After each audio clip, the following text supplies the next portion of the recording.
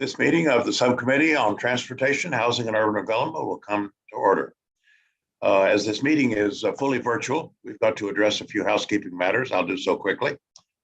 For today's meeting, the chair or staff designated by the chair may mute participants' microphones when they're not under recognition for the purposes of eliminating background noise. Members are responsible for muting and unmuting themselves. If I notice when you're recognized that you've not unmuted yourself, I'll ask the staff to send you a request to unmute yourself, and then you can accept that request. I remind all members and the witnesses that the 5-minute clock still applies. If there's a technology issue, we will move to the next witness, and of course you can reclaim the balance of your time. You'll notice a clock on your screen that'll show how much time is remaining. At 1 minute remaining, the clock will turn yellow, and when the time's expired, the clock will turn red. I ask members and witnesses to try to time your questions and responses so that they do fall within the 5 minutes allocated to each member. In terms of the speaking order, we'll begin with the chair and ranking member, then members who we recognized in order of seniority for questioning, alternating sides. Finally, House rules require to remind you that we've set up an email address to which members can send anything they wish to submit in writing on any of our hearings or markups. That email address is available with your staffs. Well, colleagues, we're here today to discuss the important role that manufactured housing plays in response to our nation's affordable housing crisis and some challenges that face manufactured housing communities. This is a policy hearing. We are having it early in the season, however, because we want it to be fully considered as we write next year's appropriations bill. And we have a group of witnesses today that I think will challenge us and inform us. And we're very grateful for people making time in what I know is a busy week to have this hearing, which is the sort of hearing that we could have any time of the year, but we are timing it now because we do think these policy challenges are pressing and that they do warrant consideration as we write the bill. What about manufactured housing? It's probably helpful to clear up a few misconceptions first. Long gone are the trailer parks of yore, some of us remember, replaced though by manufactured or mobile home parks that are no longer usually transient. In fact, they're established communities. I visited some in my district recently that opened my eyes to this. These are places where people have lived for decades, where children have grown up. Senior citizens have found a stable place to live and interact.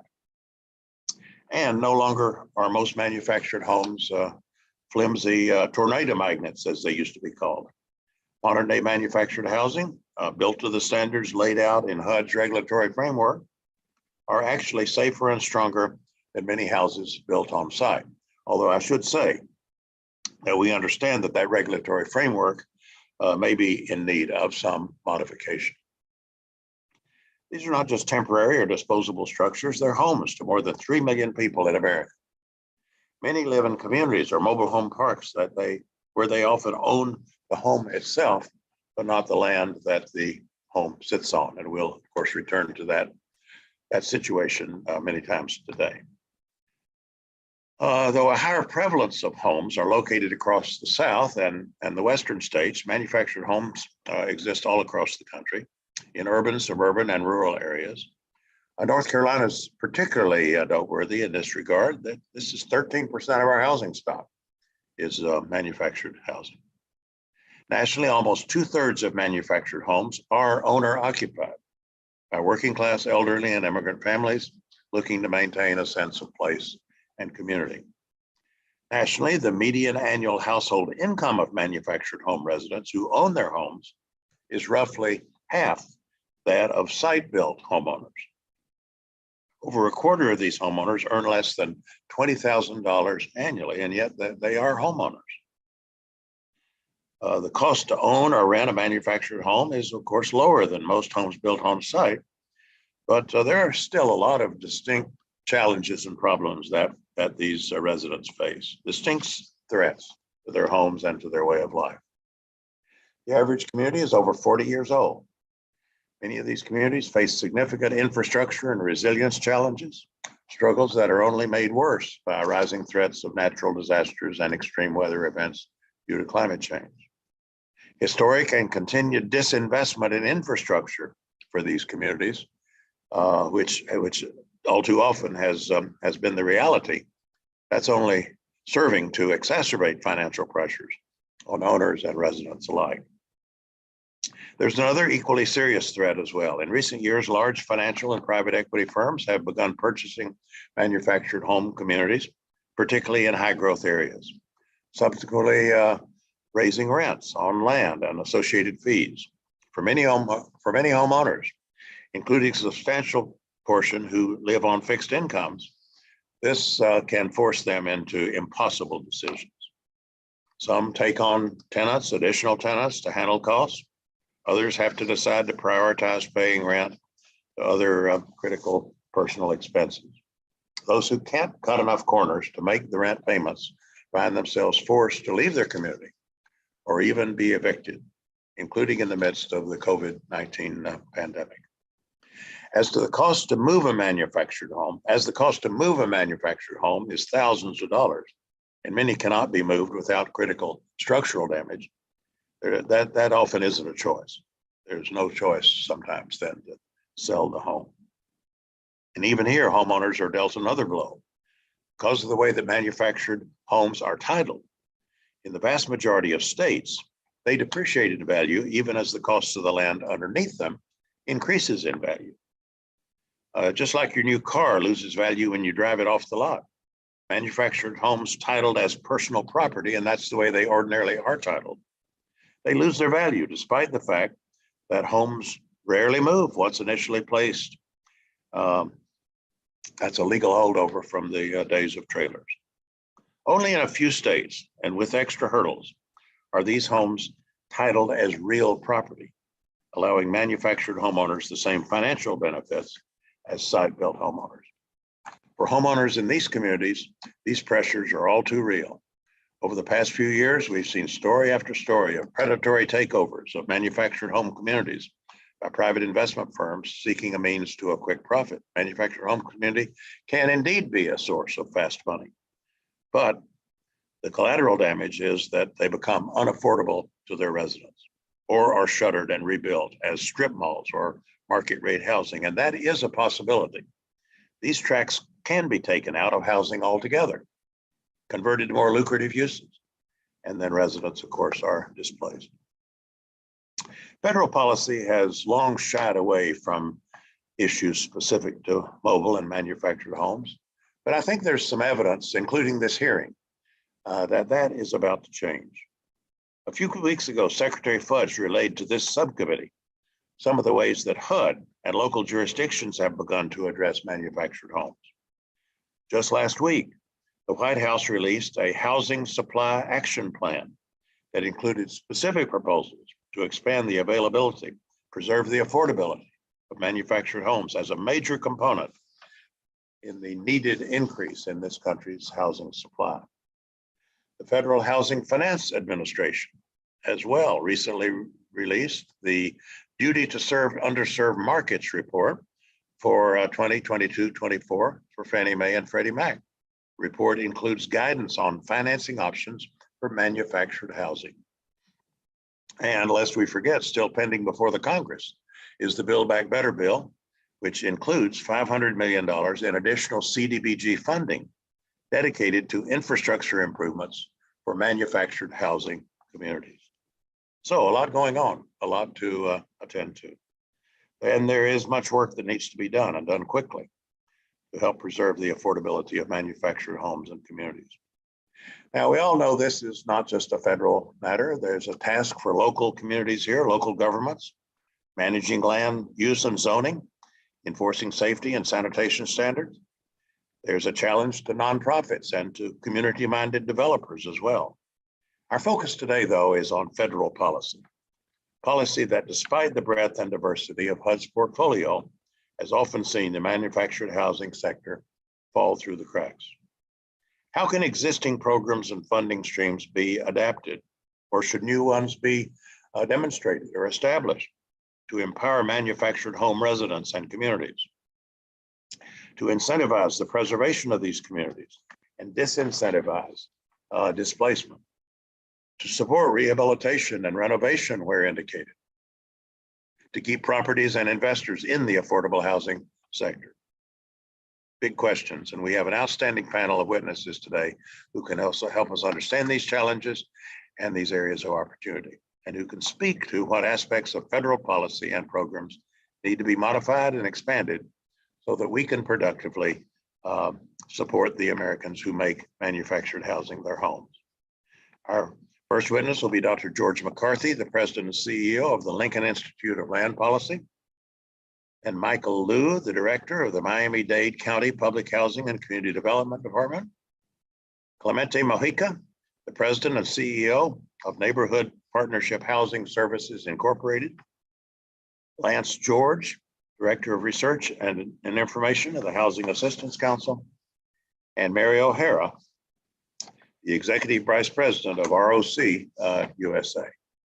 We look forward to hearing from these witnesses this afternoon, and of course, collaborating with all colleagues as we produce a fiscal 23 THUD bill that we can all support and that addresses issues that we know we need to deal with. Let me turn now to my friend and ranking member, Mario Diaz-Balart, who's cooperated fully in putting this hearing together. Ask for his opening comments. Mr. Chairman, thank you very much for holding this very important hearing. And I know, Mr. Chairman, that you're a little bit under the weather, I will tell you, but you have not skipped a beat. And so again, thank you for your leadership.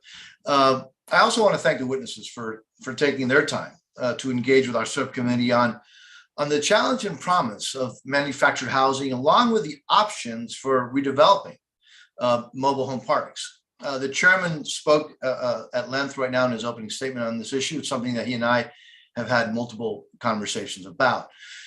The issues are complex and they extend way beyond the subcommittee and way beyond HUD, actually.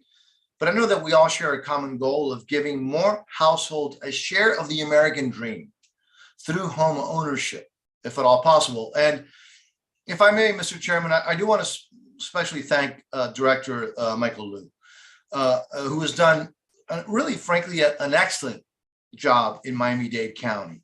I've seen firsthand, Mr. Chairman, what Director Liu has accomplished for thousands upon thousands of folks in Southern Florida. I really don't think that there's a more innovative or knowledgeable public housing director in the entire country. And we're really blessed to have you, Mr. Liu, in Miami-Dade County. I want to thank our mayor, Miami-Dade County Mayor, for I went to her and asked her if I could tap into you and into your knowledge, Director Liu, and she was amazingly accommodating. And so, again, thank her as well.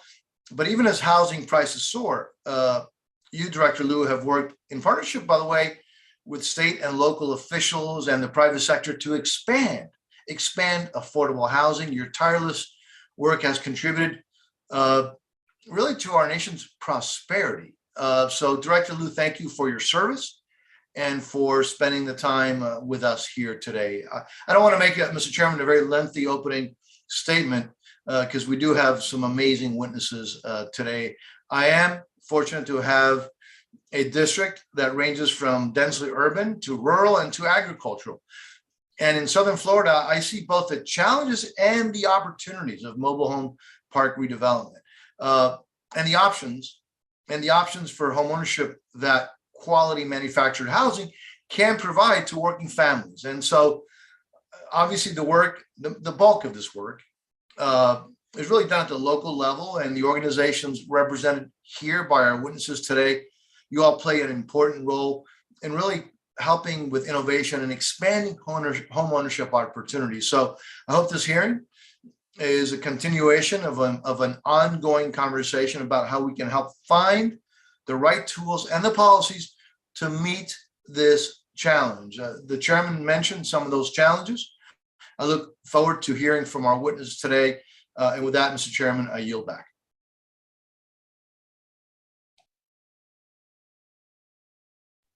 Mr. Chairman, I believe you're still muted. I apologize. Thank you. Yes, let's turn to those witnesses and remind each of them that we are going to gladly print your full statement in the hearing record, but we do ask you to leave your oral presentation to at 5 minutes so that we will have plenty of time for discussion. Let's start with Mr. McCarthy, Dr. George McCarthy, who's the president and CEO of the Lincoln Institute of Land Policy. Thank you, Chairman Price, Ranking Member Diaz-Balart, and members of the subcommittee. You'll have to excuse me. I learned yesterday that I'm positive for COVID, and I'm talking about 1 octave lower than I normally would be. But thank you for the opportunity to discuss the vital role of manufactured homes as a source of affordable housing. I want to start with just one essential fact that's really important to understand about manufactured housing. Manufactured housing started as travel trailers providing temporary housing for workers after World War II. And this was done as a response to critical housing shortages as GIs returned from the war. The housing itself, though, evolved dramatically. And now manufactured housing is virtually indistinguishable from site-built housing, both in performance and in durability. However, the institutions that support the manufactured housing sector did not evolve as rapidly, and we continue to treat homes like automobiles, sold on lots, financed as personal property, and as the chairman pointed out, valued using a blue book as an asset of diminishing value.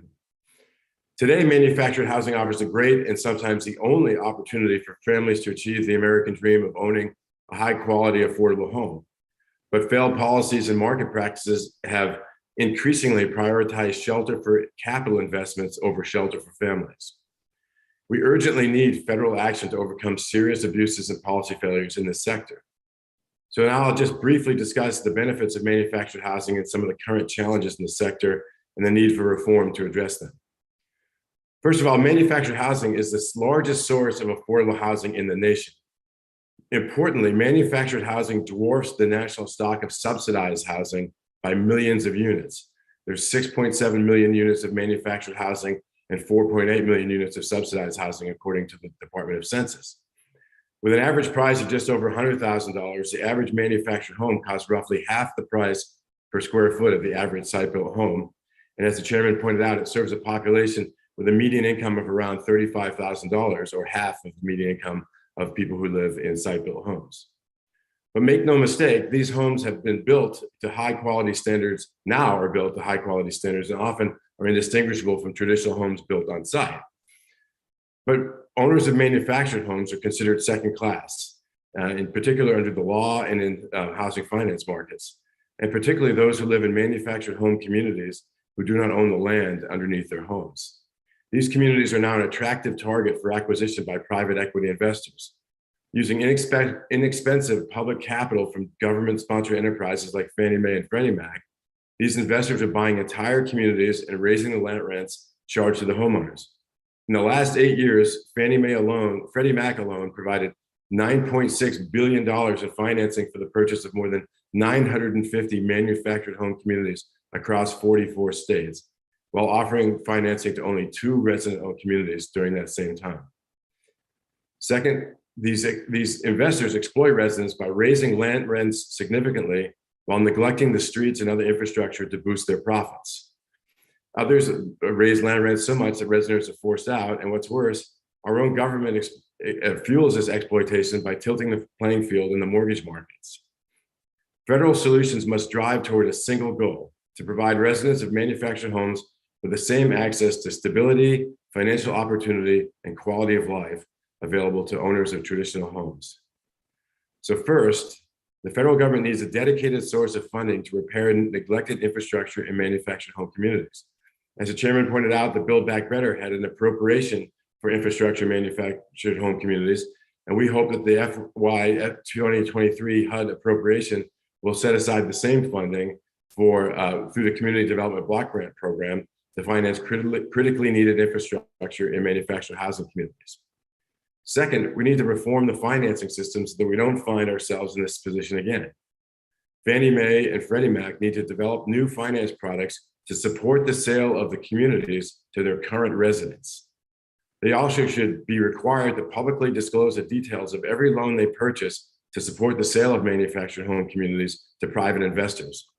In addition, any park purchased using public money should come with the requirement that land rents remain affordable for the long term. In other words, land lease protections.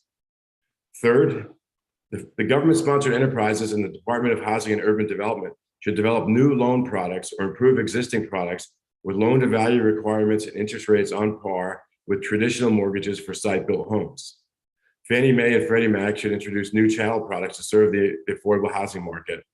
And although HUD theoretically provides manufactured housing chattel financing through Title I, it has unnecessarily restrictive loan limits, less than $70,000 for home financing.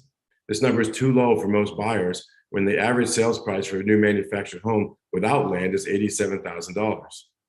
In addition, the government needs to relax unnecessarily strict net worth and capital requirements for Title I lending to address a shortage of issuers. Ginnie Mae now requires lenders to have a minimum net worth of $10 million plus 10% of outstanding obligations to participate in its manufactured housing program, several times a requirement for single-family issuers. Finally, we should impose stringent new energy standards for manufactured housing to reduce the acute energy cost burdens for residents, and we should establish a cash for clunkers program to retire the 1 million plus pre-HUD code homes with new Energy Star homes. In short, while the federal government alone cannot address every challenge associated with manufactured housing, we simply won't make progress without federal leadership. Thank you for the opportunity to testify, and I look forward to your questions. Thank you very much. Now let's turn to Michael Liu. We appreciate your being here, and we'll welcome your testimony. The director, let me say, the director of the Miami-Dade County Public Housing and Community Development Department.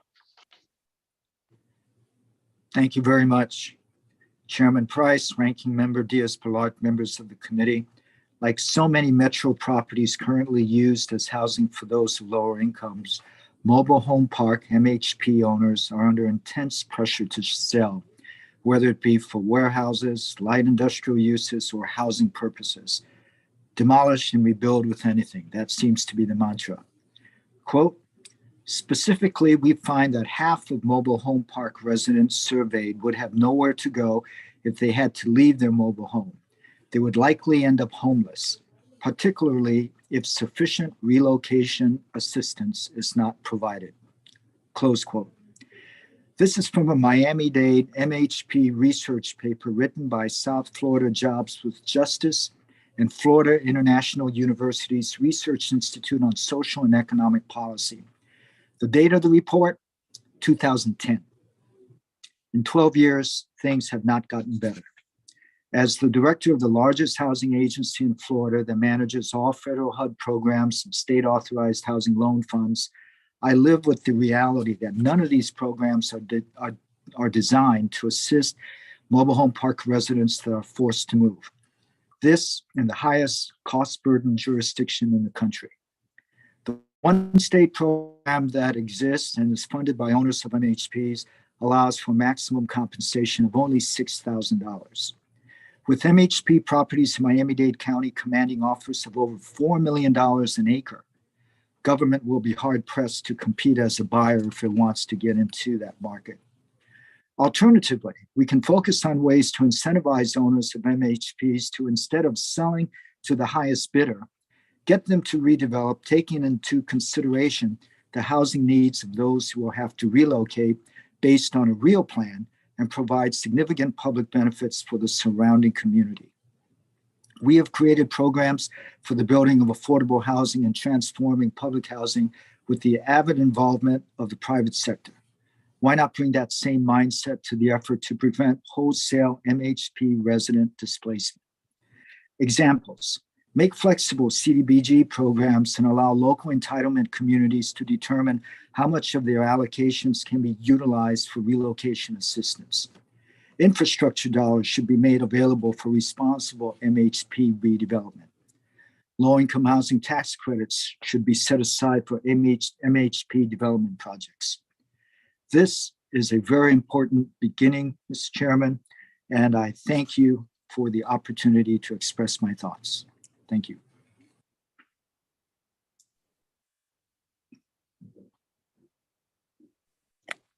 All right, thank you. Now let's turn to Clemente Mojica, the President and CEO of the Neighborhood Partnership Housing Services, Inc.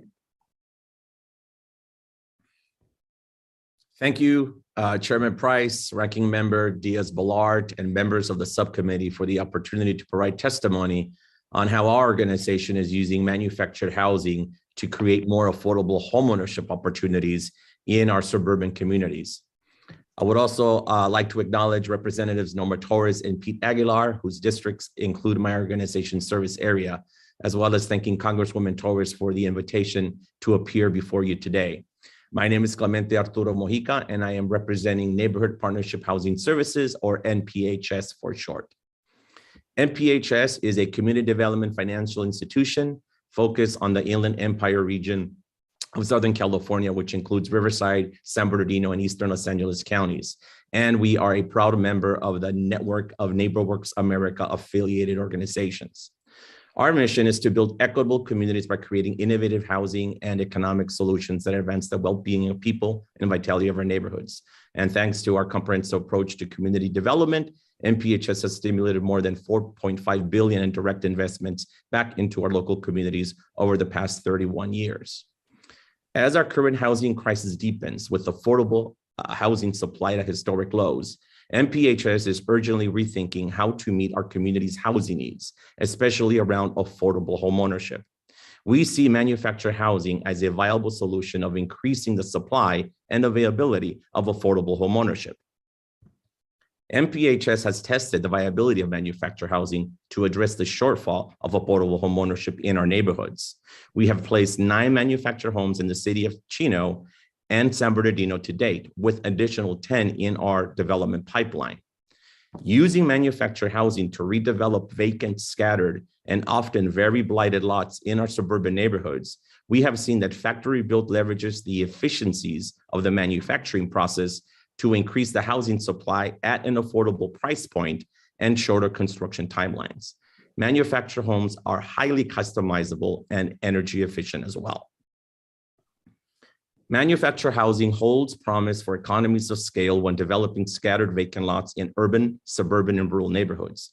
In our initial developments, the cost of developing factory-built homes has been anywhere between 24 to 30% less than traditional site-built homes. For example, excluding land value and off-site construction costs, because those vary, it's costing NPHS approximately $300,000 to construct a 1,500 square foot, 3-bedroom and 2-bathroom manufactured home with a 2-car garage that's attached. Whereas a traditional site-built home with the same configuration and similar amenities costs NPHS approximately $390,000. Based on the lessons learned from our initial experience with manufactured housing, we have secured our own retailer license to build and test a scalable and replicable manufactured housing social enterprise to help increase the supply of affordable homeownership. Our manufactured housing social enterprise has a twofold scale strategy. First, at the regional level, use our status as a factory direct conduit to recruit and partner with other developers to increase the supply of affordable manufactured homes. Secondly, working with our national partners, Next Step and NeighborWorks America, we hope to build a scalable, adaptable, and replicable business model.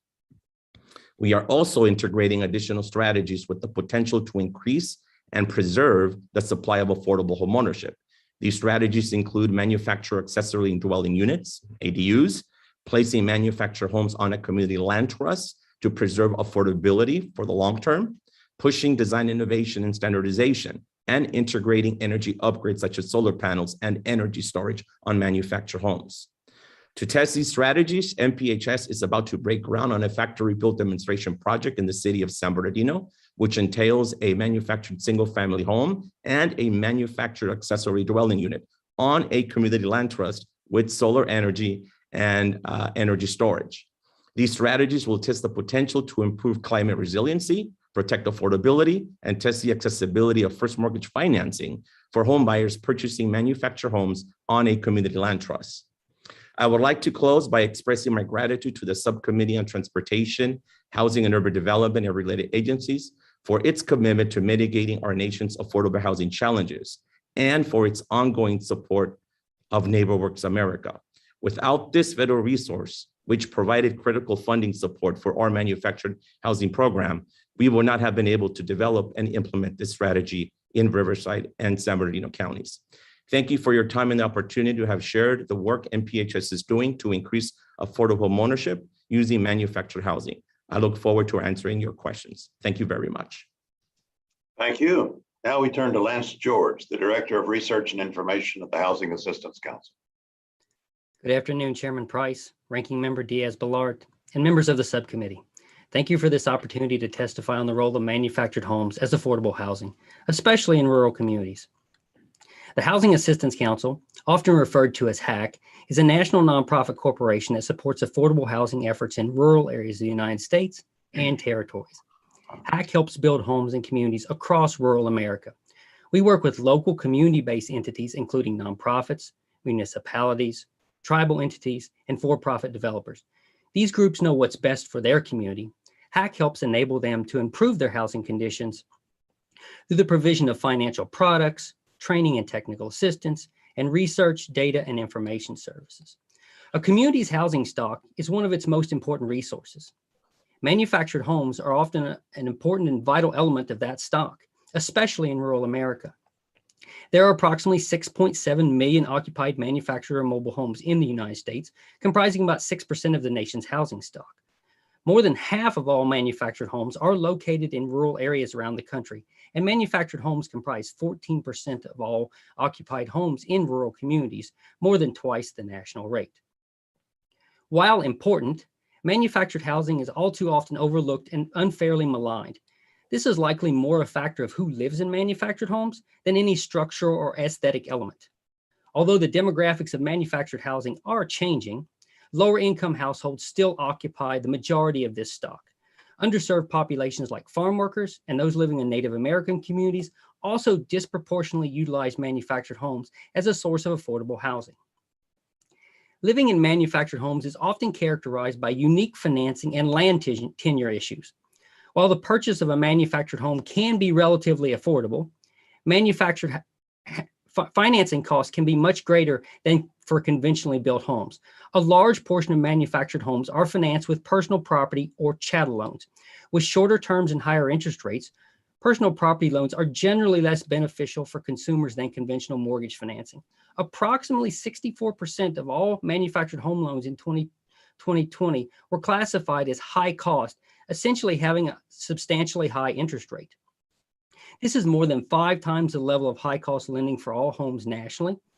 And for manufactured home loans secured by the home only without the land, that figure jumps to a staggering 90% high cost rate.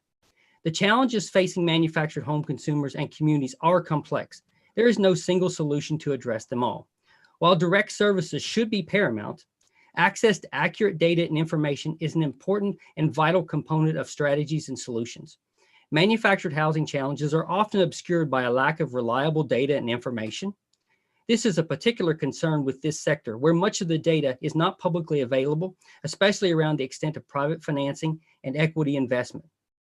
The Housing Assistance Council respectfully recommends that this subcommittee invest in robust research on manufactured housing. With an understanding of the current state of the manufactured housing market, Congress and the public can track shifts in this market and make well-informed investments in its success. If Congress is considering swift action, pilots or demonstration programs to improve the state of manufactured housing, then an immediate investment in data and research is even more urgently needed. The timeline confronted by vulnerable low-income households currently at risk demands no less than well-informed decisions from Congress. Manufactured housing is already a significant source of housing in rural places, and it should continue to be a high-quality, affordable housing option. But ultimately and finally, I wish to reiterate that manufactured homes and communities are just that, homes and communities, no different than any other house or any other community, and consumers and residents of manufactured homes deserve the same access to quality financing as well as the respect and attention from every sector. HAC looks forward to continuing our work with Congress and the federal agencies to support the subcommittee's efforts. Thank you again for the opportunity to testify today. Thank you.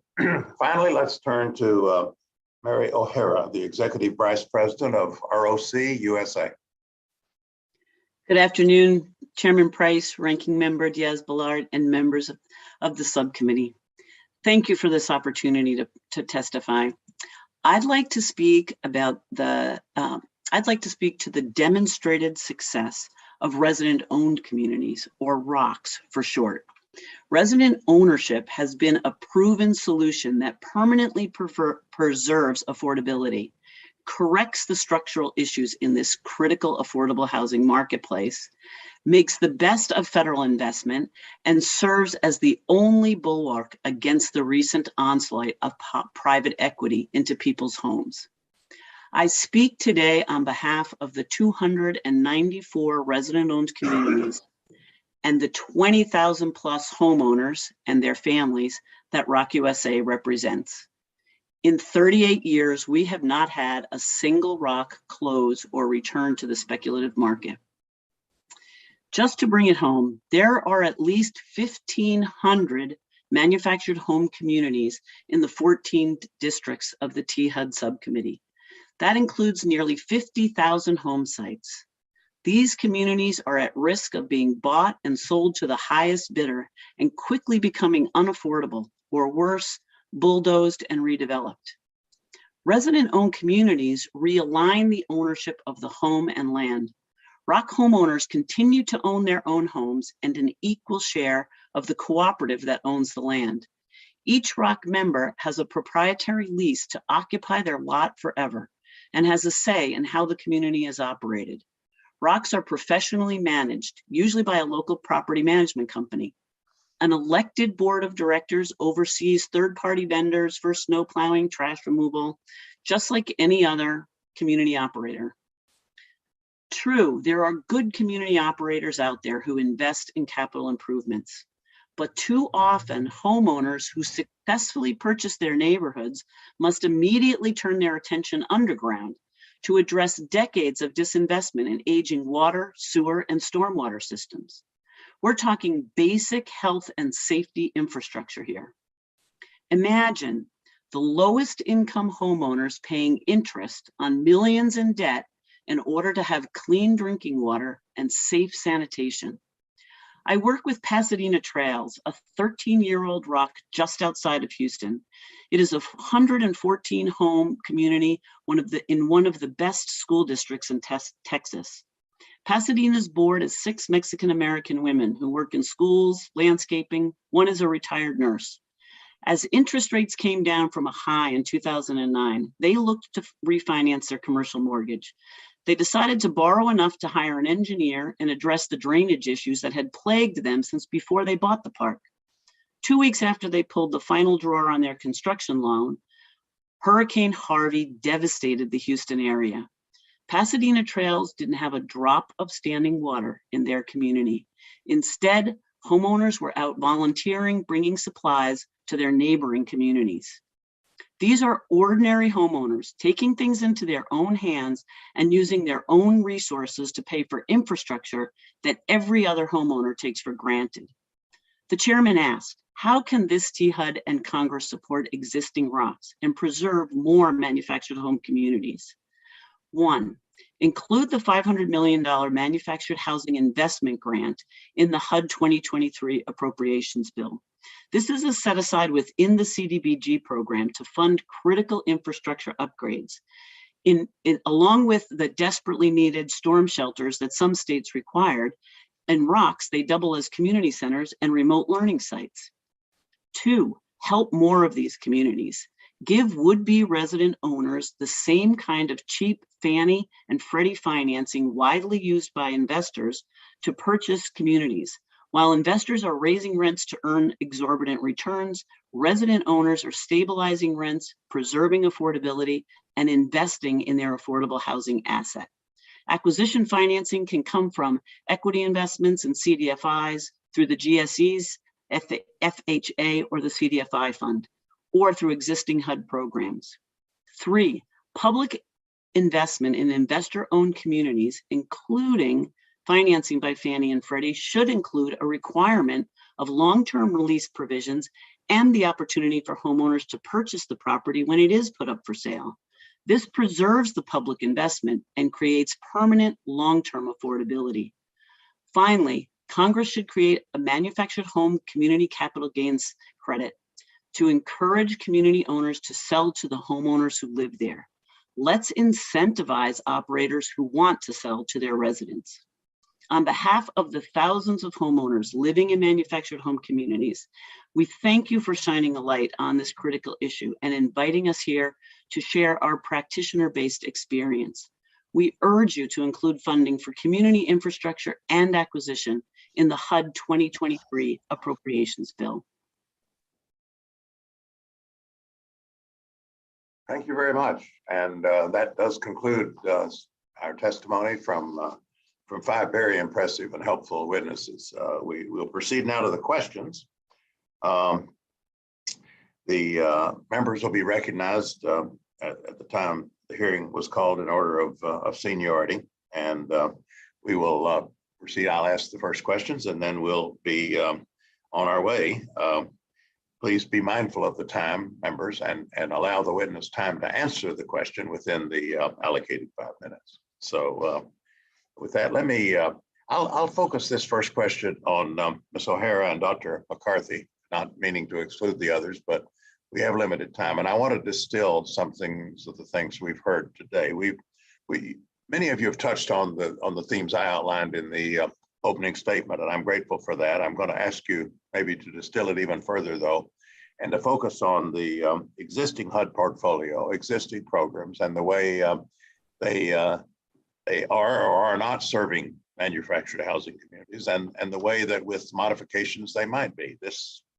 I realize there may be some new funding streams that are needed and so forth, but to focus on the existing CDBG, Section 108, home, choice neighborhoods perhaps, and then LIHEAP, other programs. Which of these are particularly important?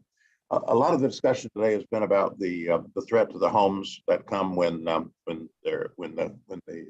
developments are purchased, sold to new owners. Of course, we need to know what we can realistically do to address that, what communities can do. But there's also the question of infrastructure and the quality of manufactured housing and the way they're served by the infrastructure in the community. Stable water, sewage, electricity to residents, protection against extreme weather events. And so many of these federal programs are aimed at enhancing, of course, infrastructure, and they're used that way. CDBG programs support infrastructure for all kinds of housing developments. So how can we build on these programs? I'm starting with you, Ms. O'Hara, particularly mindful of ROC's specific role in promoting resident-owned developments and what kind of particular obstacles have perhaps been present in those situations in addressing their short and long-term needs. Let me start with you, Ms. O'Hara. Well, thank you, Chairman. Thank you very much. I would say in terms of the existing HUD programs, CDBG has been utilized very successfully by resident-owned communities in some states.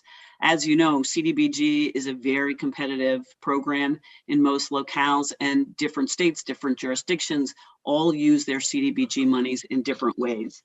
To have a set aside for resident-owned communities, for manufactured housing communities, that would directly place them in a situation where there would be money that was directed towards their infrastructure needs could be absolutely critical.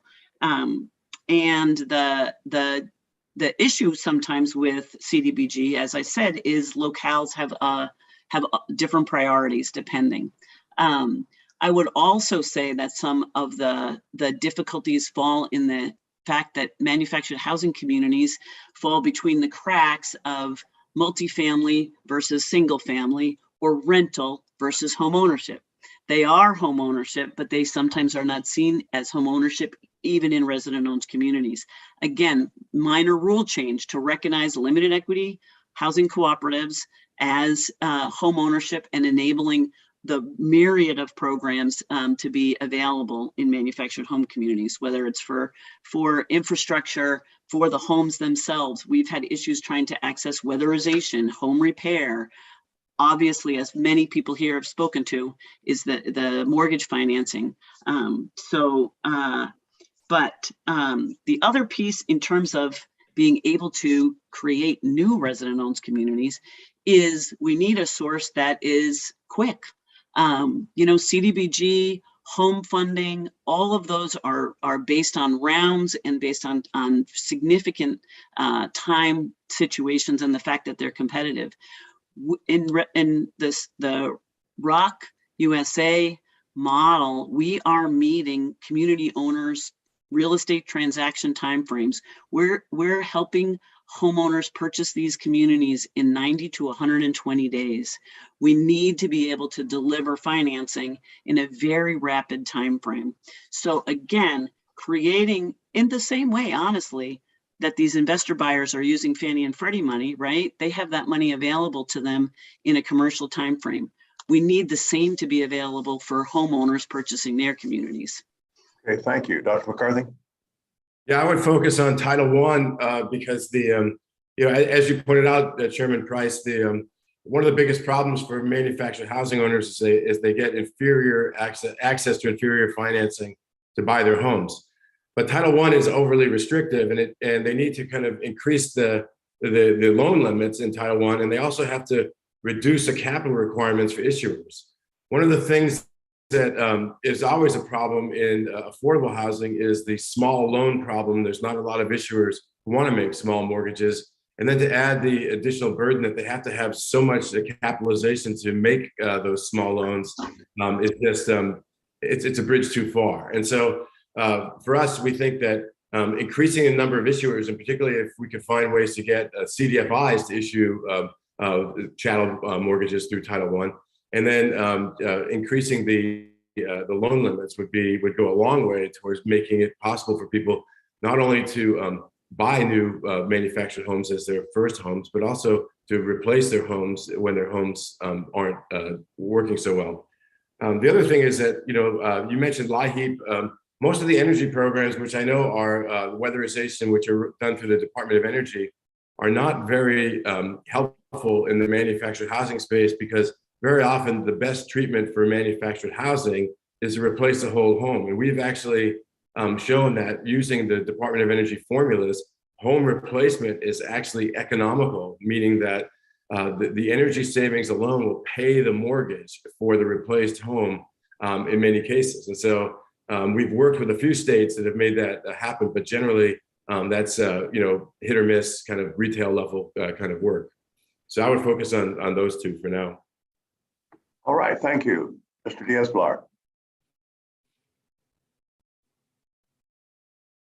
Thank you, Mr. Chairman. Director Liu, let me start with you. You have a unique role as an executive of a very large PHA that is also responsible for both CDBG and home funds. You talked a little bit about this in your introduction, but can you discuss some of the HUD programs and tools that potentially can be utilized to incentivize developers or property owners to redevelop aging mobile home parks into vibrant communities that also include affordable housing? You mentioned the cost, for example, of moving residents, right? Or whether it's temporarily or full-time. And many of the folks that live in these parks, by the way, are not HUD housing recipients. So how do you deal with that? What are some of the potential regulatory and statutory barriers that you face as you work to execute these types of redevelopment projects? Congressman, Ranking Member Diaz-Balart, thank you. While CDBG certainly is useful, as has been mentioned, for infrastructure, it is also a tool that can be used to address potential displacement, and as well as being used for assistance in finding alternative housing. And some of those alternatives should be in the form of preference given by the developers of redeveloped sites, if in fact they accept a package of assisting these residents. But what needs to be done is to increase or eliminate, for the purposes of helping mobile home park residents, the 15% cap on public service categories of use of CDBG funds. That would give the local jurisdictions, and this is also another point, the local entitlement communities need to be given the flexibility to manage the assistance provided through CDBG. With all due respect to my brethren in HUD back in Washington, D.C., it just is not going to work if the programs are managed from Washington. They have to be managed at the local jurisdictions. Also, I do believe, and I want to mention this, that if the federal government is willing to make a significant investment in redeveloping and working with the developers who are community spirited and incentivizing them, I certainly do believe that it is appropriate for the federal government to require that local governments, state governments, provide some form of assistance in order to access federal assistance. And Miami-Dade is willing to do that in the challenges that we face. Metro areas certainly have different pressures than rural areas.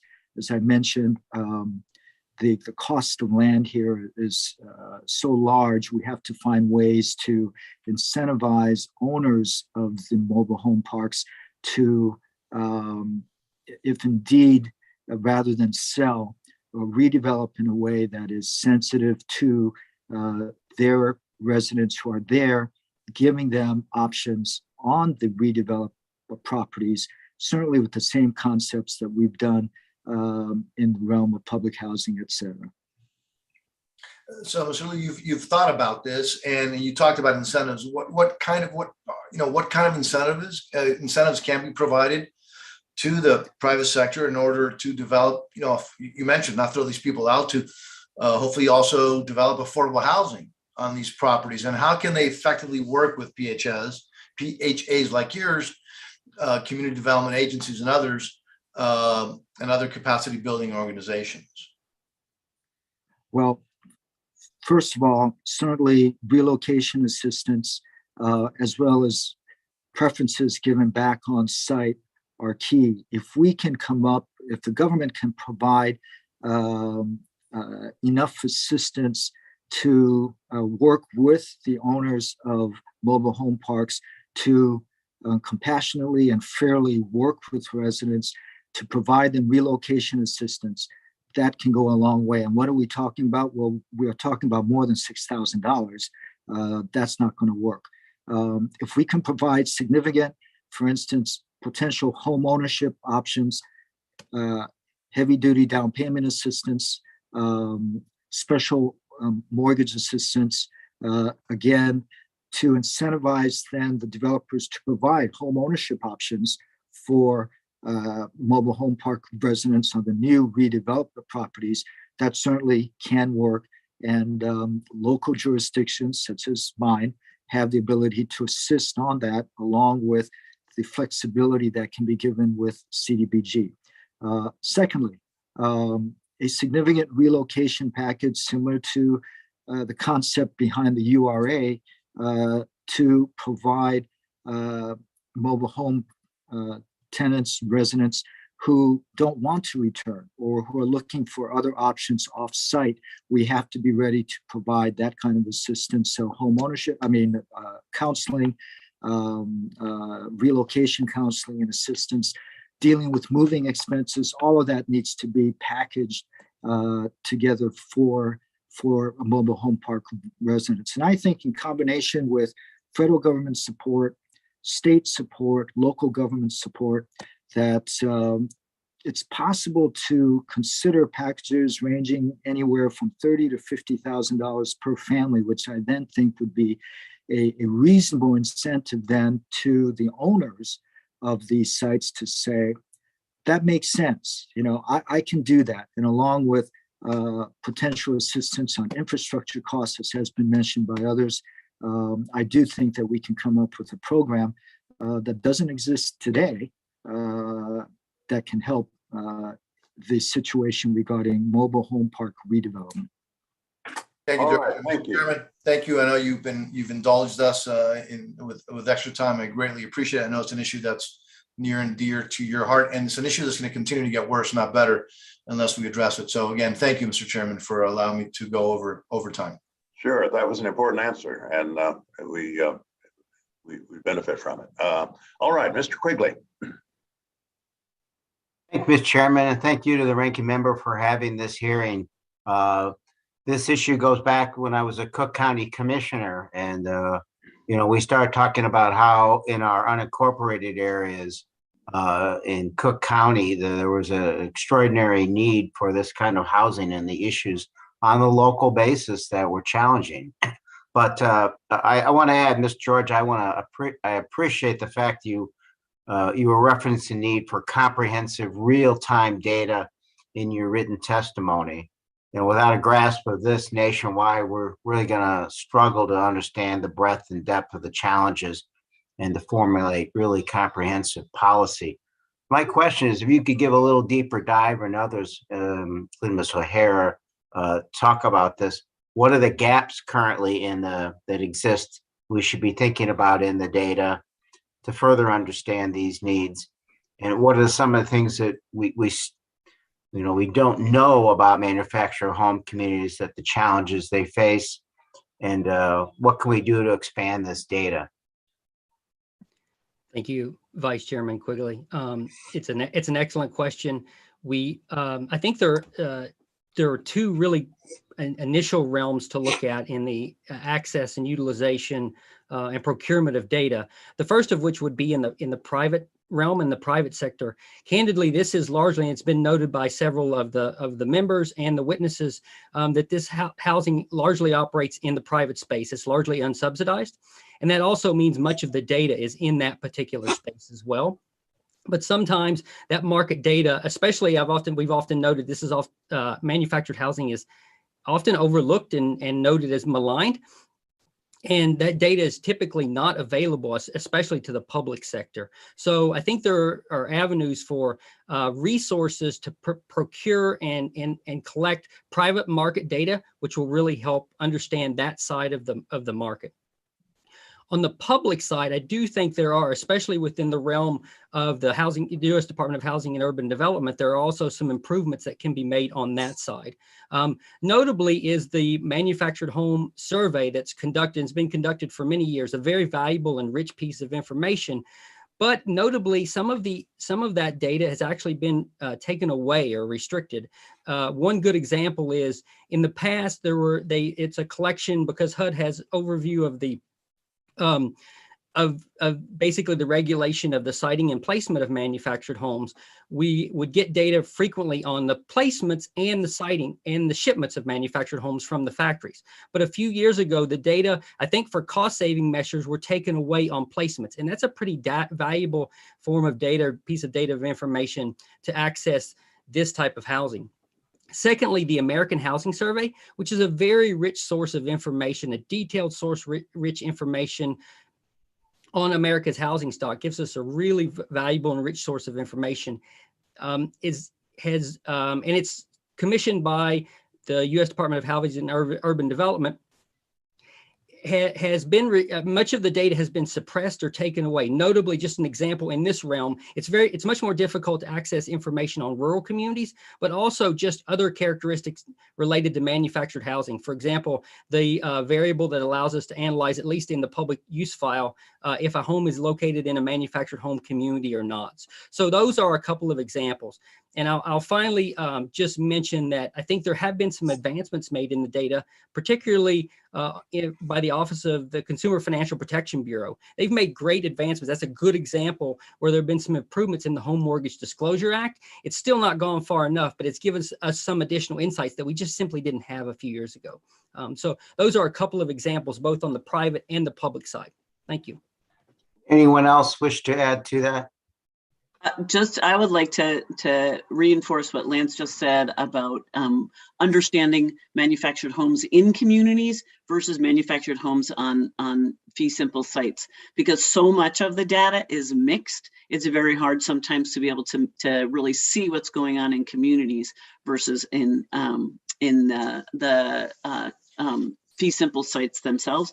Also, just on the financing side, and when things are bought and sold, and who's doing the financing. Fannie and Freddie do not have to disclose any information on the communities that they're financing, and that would be tremendously beneficial, I think, for all of us. George, I wanted to give you a minute there. Sorry. No, Mary, you said right what I was going to say, which is that we need better disclosure on the purchases of these manufactured housing communities using public money. I mean, it's just we just need to know more.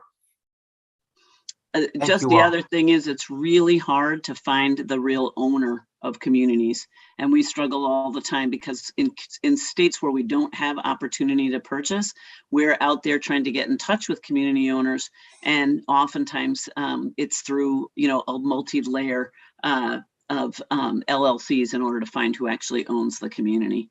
And finally, on the infrastructure side, nobody's tracking what's happening in manufactured home community infrastructure repair and replacement. And we're dealing with systems that are often 40, 50, and 60 years old. So an ability to look at that would be a tremendous help, I think, to a group like this particularly. Very good. All right. Thank you all. I yield back. To be continued. Mr. Rutherford. Thank you, Mr. Chair and Ranking Member. I'd like to begin with you, Director Liu.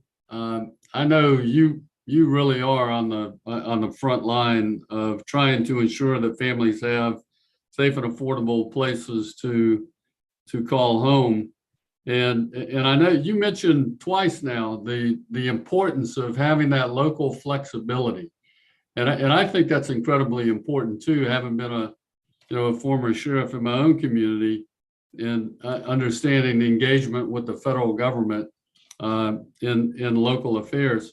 I want to ask you this, because one of the things that I saw happening in my community was a lot of our affordable housing, and now this was a urban district, but a lot of our housing that was being refurbished by a lot of nonprofits who would go in and build affordable housing on vacant lots and in other places.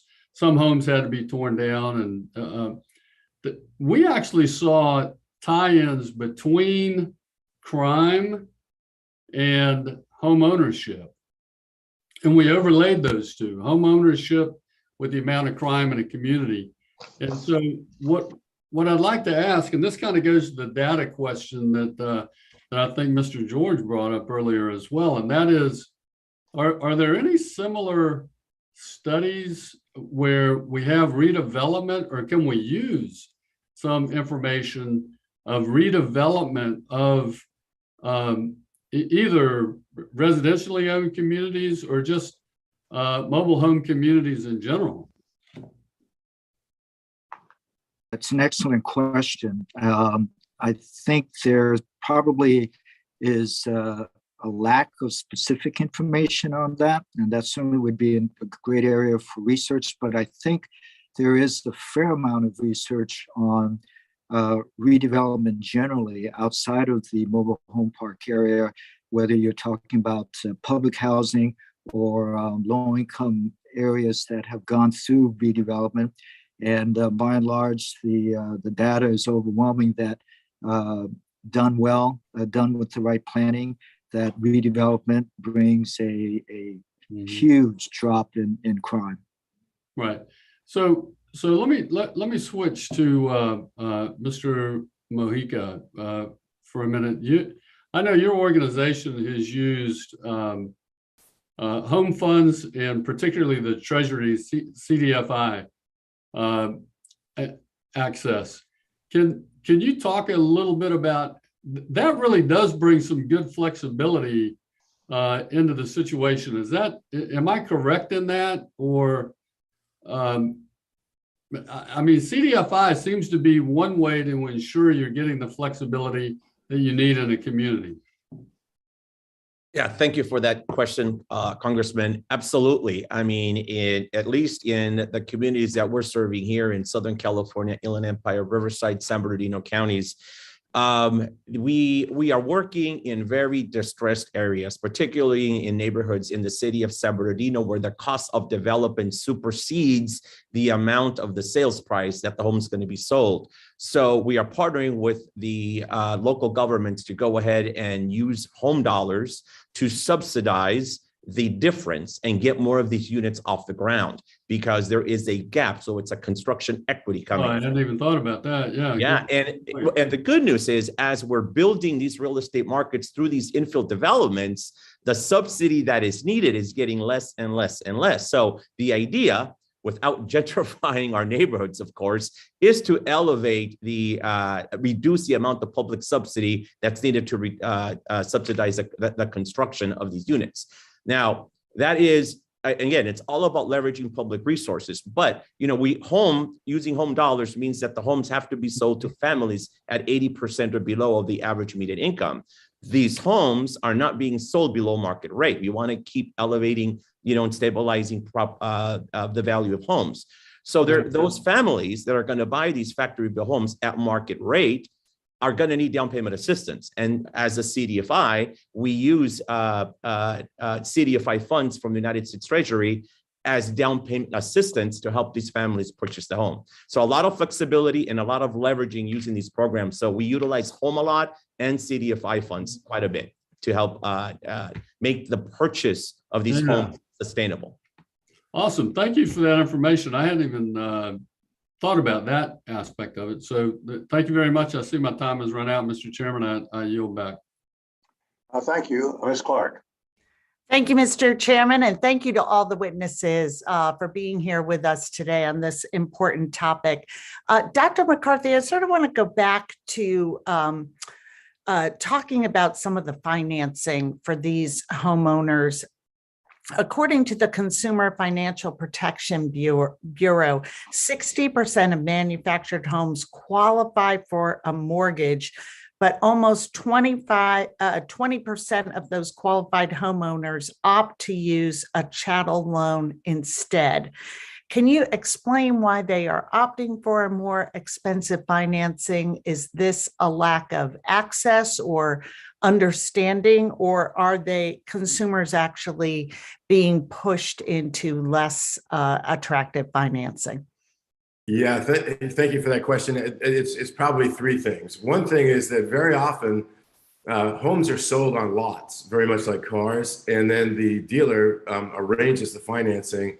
And almost always when dealers arrange financing, they arrange them with private property chattel lenders. The other thing is that there's a lot more in the manufactured housing space. There's a lot more chattel lenders out there than there are mortgage lenders. And one of the reasons is because the loans are small and there's just not a lot of lenders who want to work in that small loan space. And so the execution is quick, and they know that housing sector very well. And so they can make the loans very quickly. And the third reason is just because there's very little home ownership preparation offered to people who are buying manufactured homes.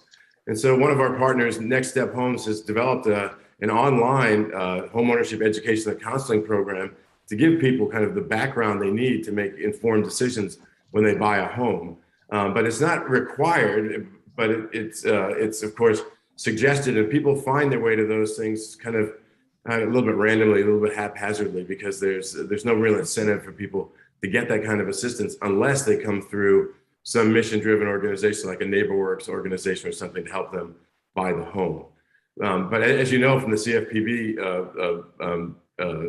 publication, the chattel loans are much more expensive. They have much worse terms, right? And the worst thing is they also have much worse protections. So if you miss a payment on a chattel loan, you could lose your home within sometimes 15 days through repossession, as opposed to the legal process of mortgage foreclosure, right? Yeah. And of course, we see these patterns played out in refinancing as well. Absolutely. Far less refinancing. Here in Massachusetts, our Attorney General has a manufactured home division. so that people can get information. Do you see that across the country? Is that common in other attorney general's offices? No, and as a matter of fact, I speak proudly. I'm a Massachusetts person too, and in Massachusetts, they have some of the best protections for manufactured homeowners in the country. So people who live in manufactured housing communities get a right of first refusal and they're required to be notified if their park is going to be sold. And the state takes a very active role in trying to help preserve the manufactured housing stock, which is ironic because Massachusetts doesn't have a very large share of the manufactured homes in the country. But they've done a very good job of preserving them. Well, that is good to know. I know that when I worked at the Attorney General's office, we certainly we dealt with this issue all the time. And you sort of led me right over to Ms. O'Hara, who I think was raising her hand, a little Bay State question collaboration here. But I wondered if you could talk about those protections Dr. McCarthy was just, and what if you can give us a little more detail about what happens to consumers when we see corporate investors coming in, taking over, raising rents? Well, thank you very much, Representative Clark. And Massachusetts has had some of the most success with resident-owned communities. We have 27 resident-owned communities in Massachusetts and some of the incredibly increasing markets in the state. And we have had great success with the Attorney General's office. The Attorney General does have, and it has a commission, and which is staffed both by community owners and by homeowners, in addition to the AG themselves, and they review all of the community rules of every community in the state, and they have a hotline. I think the only other state with sort of an equal protection is maybe New York and Oregon, are the other two. I would also say that Massachusetts is an awesome example of where homeowners who own their communities have done major infrastructure repairs and replacements that were never done by the prior owners or by those who have bought properties and then sold them quickly. And we always, do Massachusetts like this. Well, everything up here drains into Buzzards Bay. The Department of Environmental Protection is one of resident-owned communities' best friends because he has had properties that they have tried for decades to get the community owners to fix the septic and sewer wastewater, and has never been corrected. And once the residents purchase the community, the first thing they want to do is address those issues. We use a CDFI fund as well. Rock USA Capital finances both the acquisition and these infrastructure improvements. So as Representative Rutherford was talking about, CDFIs have been the quickest, most flexible, and their ability to partner and leverage other financing. We've had participation in Rock USA Capital loans from the the state housing finance agencies that have helped write down the cost of debt with their monies. So I won't go on because I can see the red, but I think there's just a lot that we could do. Thank you so much. Thank you for your indulgence, Mr. Chairman. Thank you, Mr. Garcia. Thank you, Mr. Chairman and ranking member and all of our witnesses. I think these manufactured homes play an important role, especially when it comes to some of the housing challenges that we have. As a former real estate investor myself, I do want to echo Director Liu's sentiments that we can't go after the landowners and we can't go after the investors who are looking to develop these parks. We need to incentivize them. In my endeavors with more than 25 units of single family homes and multifamily residents, I was able to do that because of the investment opportunities. I was still able to make a profit while providing housing below fair market value rents.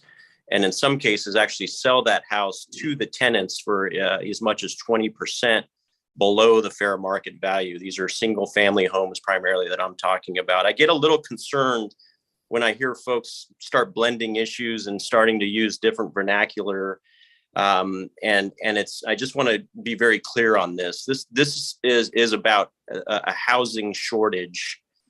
This is about housing affordability. This is about enabling homeless families to get a roof over their head. And we all need to collectively figure out how to do that in a manner that is affordable and not completely government subsidized. I get squeamish when you start blending in the term home ownership, because in some cases, home ownership is actually not the right thing for some of these families. It's better to rent. And I would submit that with something like manufactured homes that are typically, historically, depreciating liabilities and not appreciating assets, saddling a family with a mortgage to something that is going down in value is very dangerous. It actually sets them up for failure in the future. And so I think the goal is to figure out, how do we get more roofs over heads? How do we get more of these assets on the ground and incentivize landowners and developers to build more parks and get them rented out? And it's okay for them to make some profit in that endeavor, just to make sure that we're providing the housing. Otherwise, they leave town and there are no more manufactured home parks as an option. Mr. Mojica, I had a couple questions. Again, it just goes to the vernacular that we're using here. You said that the 1,500 square foot house cost NPHS $300,000 to make. What do you sell them for? So when we sell these homes, we sell them at market rate, and because we're using home dollars to offset some of the construction costs, part of the financing, they're sold at 95% of the median home price. So in this case, the homes that we're going to be selling for example, the next 3 homes are going to sell for $365,000. So they cost about $300,000 to develop, and we're going to sell them at $365,000. Now, so you have roughly close to 30%, or rather 20% profit margins on your sales. Is that about right? No, and that's what I was about to go ahead and clarify. So that's not including land value. The total development, that was just excluding land value and offsite improvements. Because these lots are very distressed and awkward, the actual total development cost, you know, they're about upwards to $380,000. And during my testimony, I wanted to make sure I made that distinguishment. So you own the land, and then you buy the land and then sell the land with the unit. Is that right? That is correct. Yes. Okay. We own the land. Where are you buying? Where do you buy the land? I asked this because I'm from Southern California as well, so I'm just curious. Okay. How you're staying in business with. Yeah. So in this case, we're getting the land donated from the city of San Bernardino and other jurisdictions. Okay, so this requires, your business model requires land to be donated, and then are you telling me that you're only profiting about $10,000 per transaction then with Well, in some cases we're not profiting at all, and this is where the home dollars come in and subsidize that loss. The idea that the reason we're in these neighborhoods where we are operating at a loss is because we want to elevate the property values and be less dependent on public subsidies. And that's one of the big strategies of suburban infill development. So I hope I clarified it and answered your question, but this is your traditional single family home ownership infill development using factory built housing versus on-site built housing, because that would cost a lot more total, including land, including offsite. Yeah. Yep, understood. Okay. All right. I just get really squeamish when markets are peaking, rates are going high, in encouraging, especially folks of lower income, to purchase a home when they may be caught holding the bag with negative loan to value ratios here shortly. So I'm out of time. I yield back. Thank you, Mr. Chair. Ms. Torres.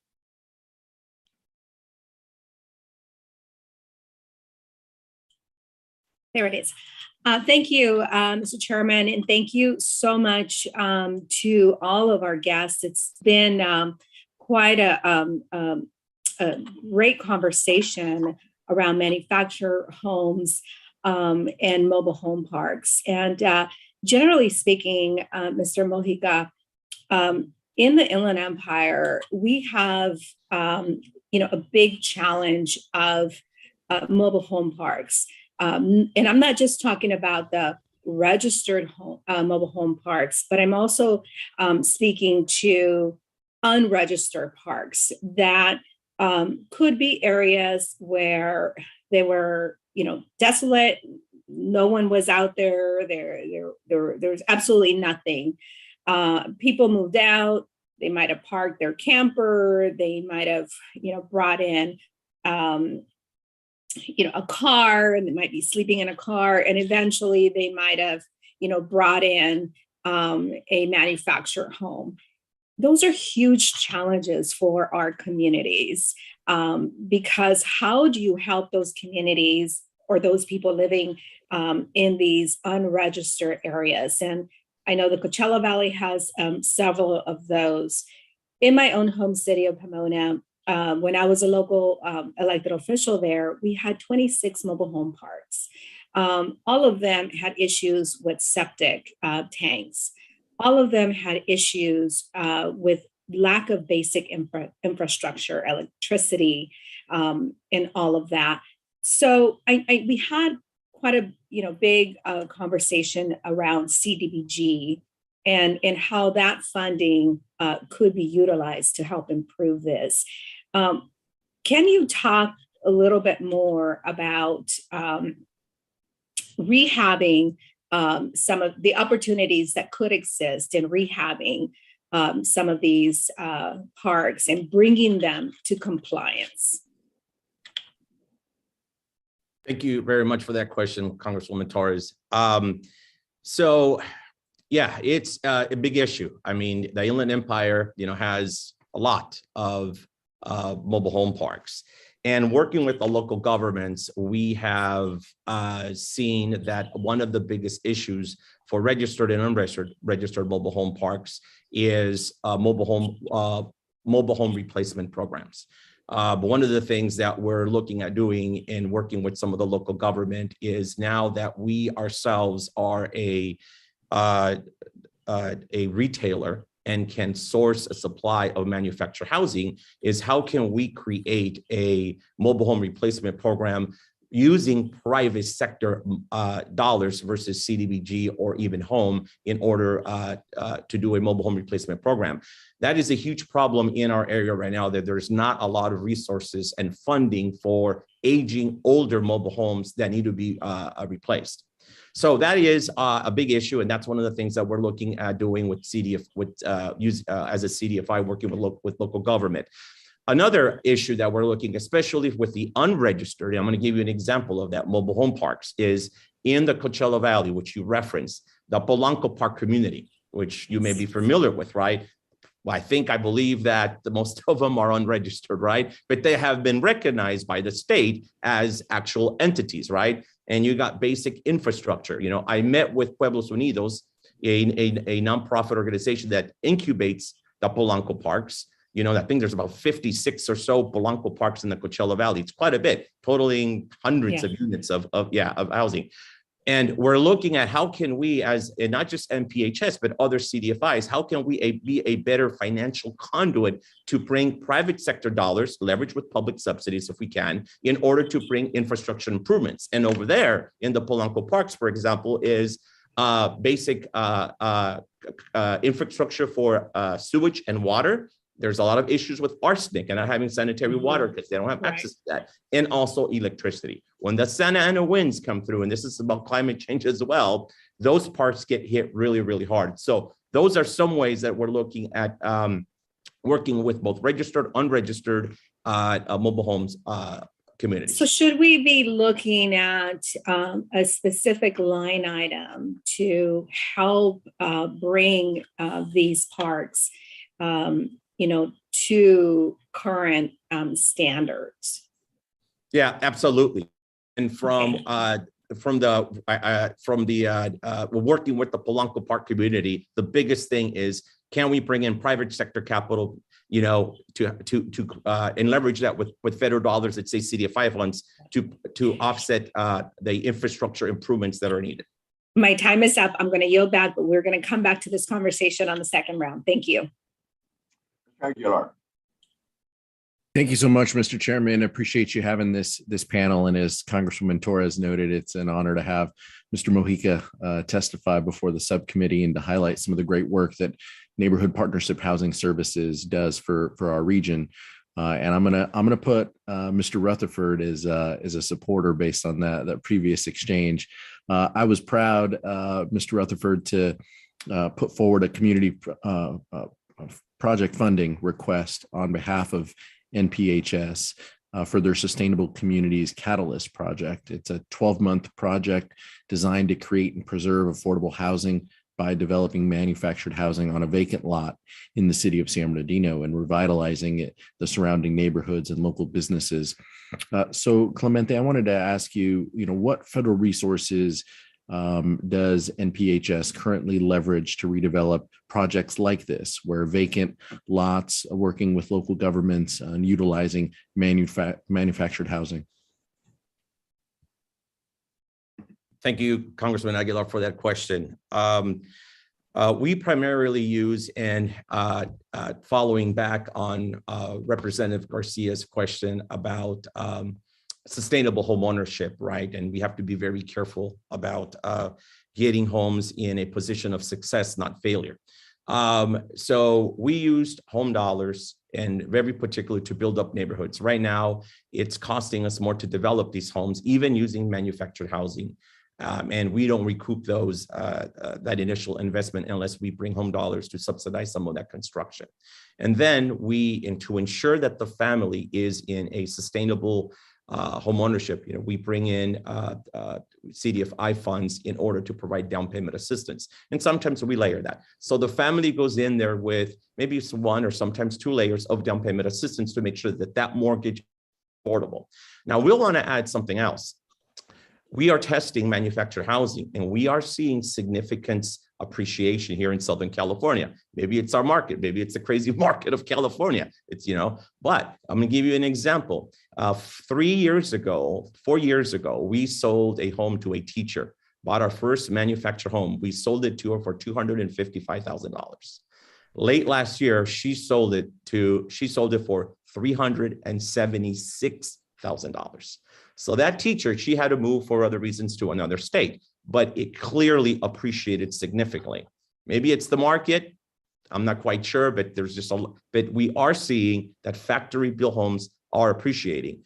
But again, I think we also need to be mindful that all of these families need homeownership education to make sure this is we put these families in a sustainable homeownership position. Hope I answered your question. I appreciate it. But can I follow up and ask, what are some of the challenges that you face with using federal dollars for projects specific to this? With using home dollars, the homes have to be sold to families at 80% the average median income. And since these homes are sold somewhat at market rate, just a little less than that because of the home regulations, the challenge is also making sure that we have down payment assistance, right, to get the lower wealth home buyers to be able to purchase this. Another challenge was making sure the families get affordable first mortgage financing. When we started testing the first homes, it was really hard for families to get conventional financing with less than 5% down payment required. It just wasn't available. Fannie and Freddie weren't doing 3%, requiring families to come. They're requiring families to come with 5%, not 3%. So now with the duty to serve and MHH Advantage products, we are seeing now, we're going to be testing for the first time 3% requirement down payment for families using conventional mortgage under the new Fannie and Freddie MHA Advantage products. And that'll expand the opportunities for folks to be served. Yes, absolutely. Because back to the question of what are some challenges of using federal dollars, the income requirements are meant to help lower wealth families get into positions of home ownership. So, if that's the case, the families need to be able to obtain an affordable first mortgage. So they're in a very good position from the onset, right? You want them to go in there with cash reserves. If there's an emergency or something, you don't want these families to be really vulnerable in an economic vulnerable position from the onset. So with affordable mortgages, with down payment assistance, we are putting families in a very good space for long-term sustainable home ownership. Thanks, Mr. Mojica. Thank you, Mr. Chairman. Yield back. Thank you, Ms. Weston. Thank you, Mr. Chairman. I also want to thank the witnesses for appearing today and for your testimony about this very important topic. And Ms. O'Hara, you know, I haven't heard the term fee simple probably since law school, and I have to admit I had some very unpleasant flashbacks back to my 1L property exam. So I'm trying to get over that and just get back into the moment. But thank you so much for that. So this is a very important topic for us here in my hometown of Leesburg, because we actually have several manufactured housing communities in my district, including one in my hometown of Leesburg, Virginia. I see you nodding, Ms. O'Hara. I don't know if you're familiar with it or not, but we have Leesburg Mobile Home Park has been located just outside of or inside of historic downtown Leesburg since the 1950s. There are 75 lots. Many people there have lived there for decades and simply can't afford to move out, you know, to another part in the surrounding area. Affordable housing in this region is really basically non-existent for so many of these people. And a lot of them, for whatever reason, don't have driver's license or don't have automobiles, so they need to be able to walk to their medical appointments, to their jobs and everything. And there's no other option for them. So Virginia law, you know, we don't have really the whole private equity coming into the town of Leesburg quite yet, but we do have the wealthy developers who saw a great opportunity on this parcel of land and made an offer to the owners for $11 million. Now, Virginia law, which we passed while I was in the General Assembly, requires that the owner accept a counteroffer if one is made by the owners of by the unit owners, if they wish to be able to do that. But they couldn't come up with $11 million. I mean, these are people who work basically subsistent level jobs and saw their hours cut during the pandemic. So it's pretty challenging for them, but many of them really didn't have an option to leave to go elsewhere. So they banded together and they launched a PR campaign. And I have to say it worked, because the buyer did pull out at that moment, but you know, I just don't know whether it'll happen again. Ms. O'Hara, can you speak a little bit about what happens relocating a manufactured home is exceedingly expensive. I mean, a lot of folks can't afford it. And even if they were to do it, I mean, a lot of those homes, and I've been in some of them, they're not going to be able to withstand that kind of trip. So, you know, could you talk about what happens to those families that are forced to relocate, especially for those areas who live in an area with a high cost of living like Northern Virginia? Thank you for that question, Representative Wexton. I would say, and I do know we have talked to folks in Virginia about the manufactured housing communities and how important it would be to preserve them as they are.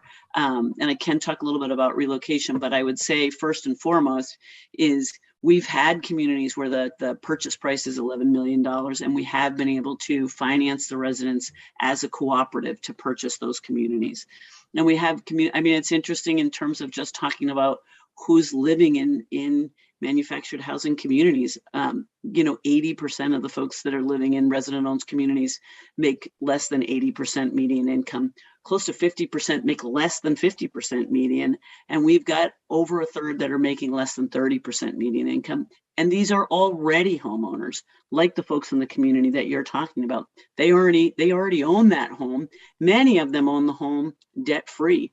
And so the idea of moving a home that's been there for, you know, 10, 15, 20 years, generally speaking, it's settled into its where it's been placed and on the pad or whatever their foundation is. People have built porches and stairs and decks and sunrooms and everything else. The idea that those homes could simply be picked up and moved somewhere else just is really, you know, absurd in some cases, most cases, I would say. And then there's the zoning policy has a lot to do with the ability to, you know, whether we're going to be able to get new manufactured home communities approved. And I doubt very much that any such thing would be approved in Loudoun County anytime soon. But Mr. George, I would ask you, is zoning policy a big issue in the rural parts of America as well? Is there something that prohibits these communities from being built in the rural parts of America, or is it something where they're friendlier to the zoning?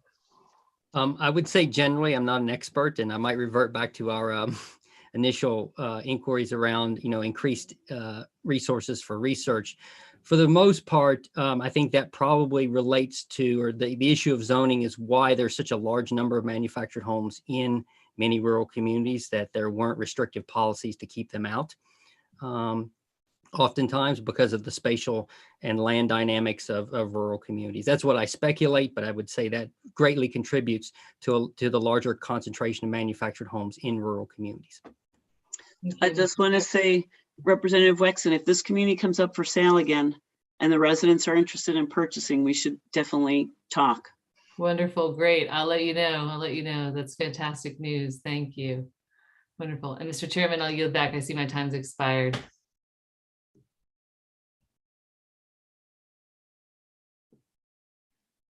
Thank you. That does conclude our first round of questioning. And I must say, it was a good range of questions and answers. I think we're all learning a lot. We don't have indefinite time here, but we certainly have and want to take time for a second round. So we will do that, and then we'll all have a chance to submit questions for the record. I know I have a couple that probably won't get to orally, but I certainly want to ask all our panelists to respond.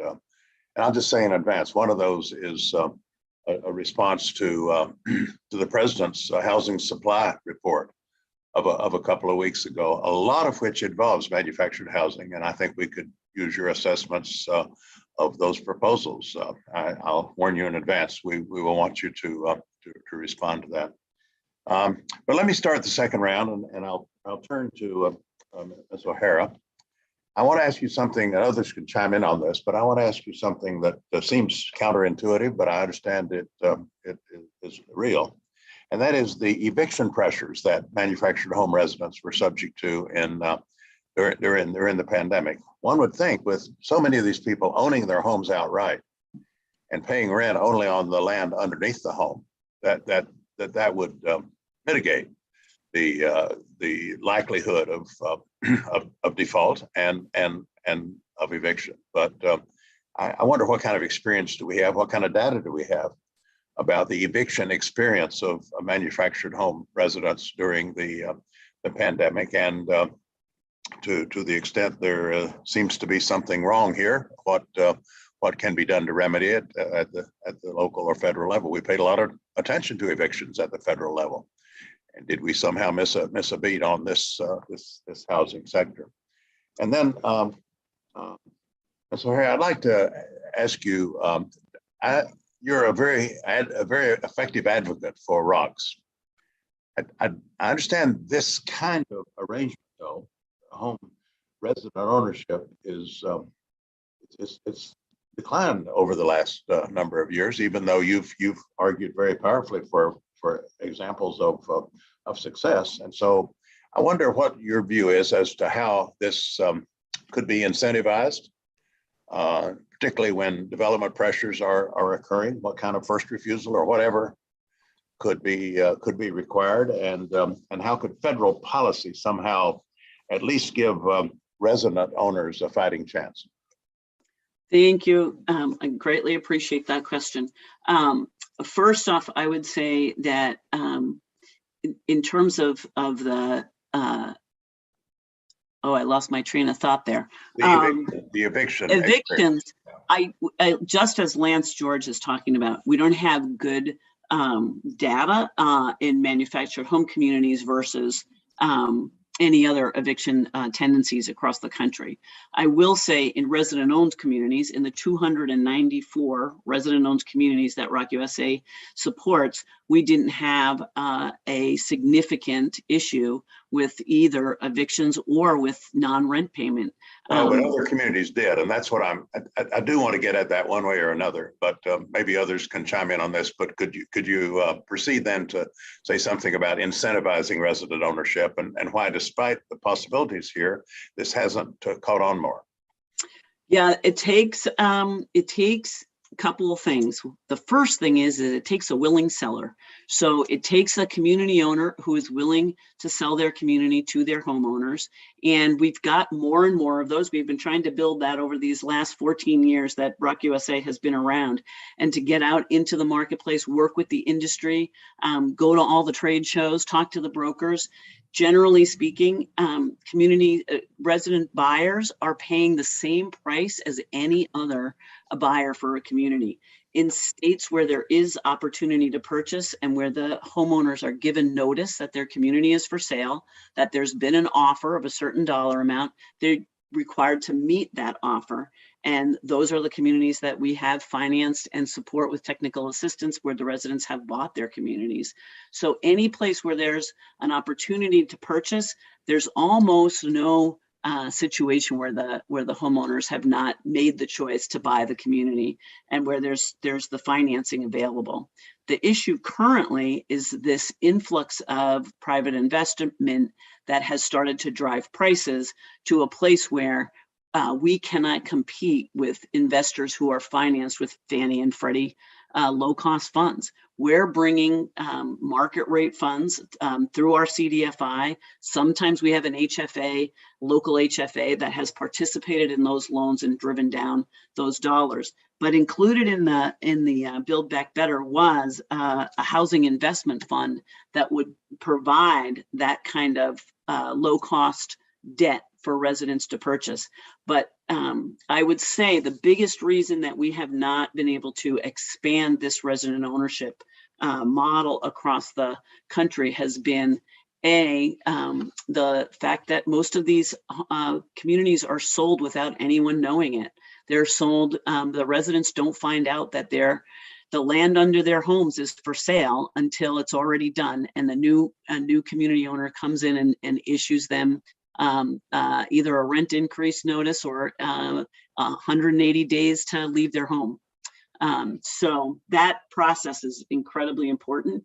It's one of the reasons that we're suggesting that anytime the federal government invests in, even through Fannie and Freddie financing, in a private buyer buying a community, that they include a requirement that if we have to do it community by community, let's do it community by community. Require that new owner give the residents an opportunity to purchase when the community is going to be sold. They have to be noticed. That's your proposal, that requirement be put in place. Absolutely. Yeah, we now, just before moving to Mr. Diaz-Balart, I do want to, just a very quick question to Mr. George. Do we have the eviction data that I asked for, or can you help us obtain it? And the question as to explaining the pattern. Thank you, Chairman Price.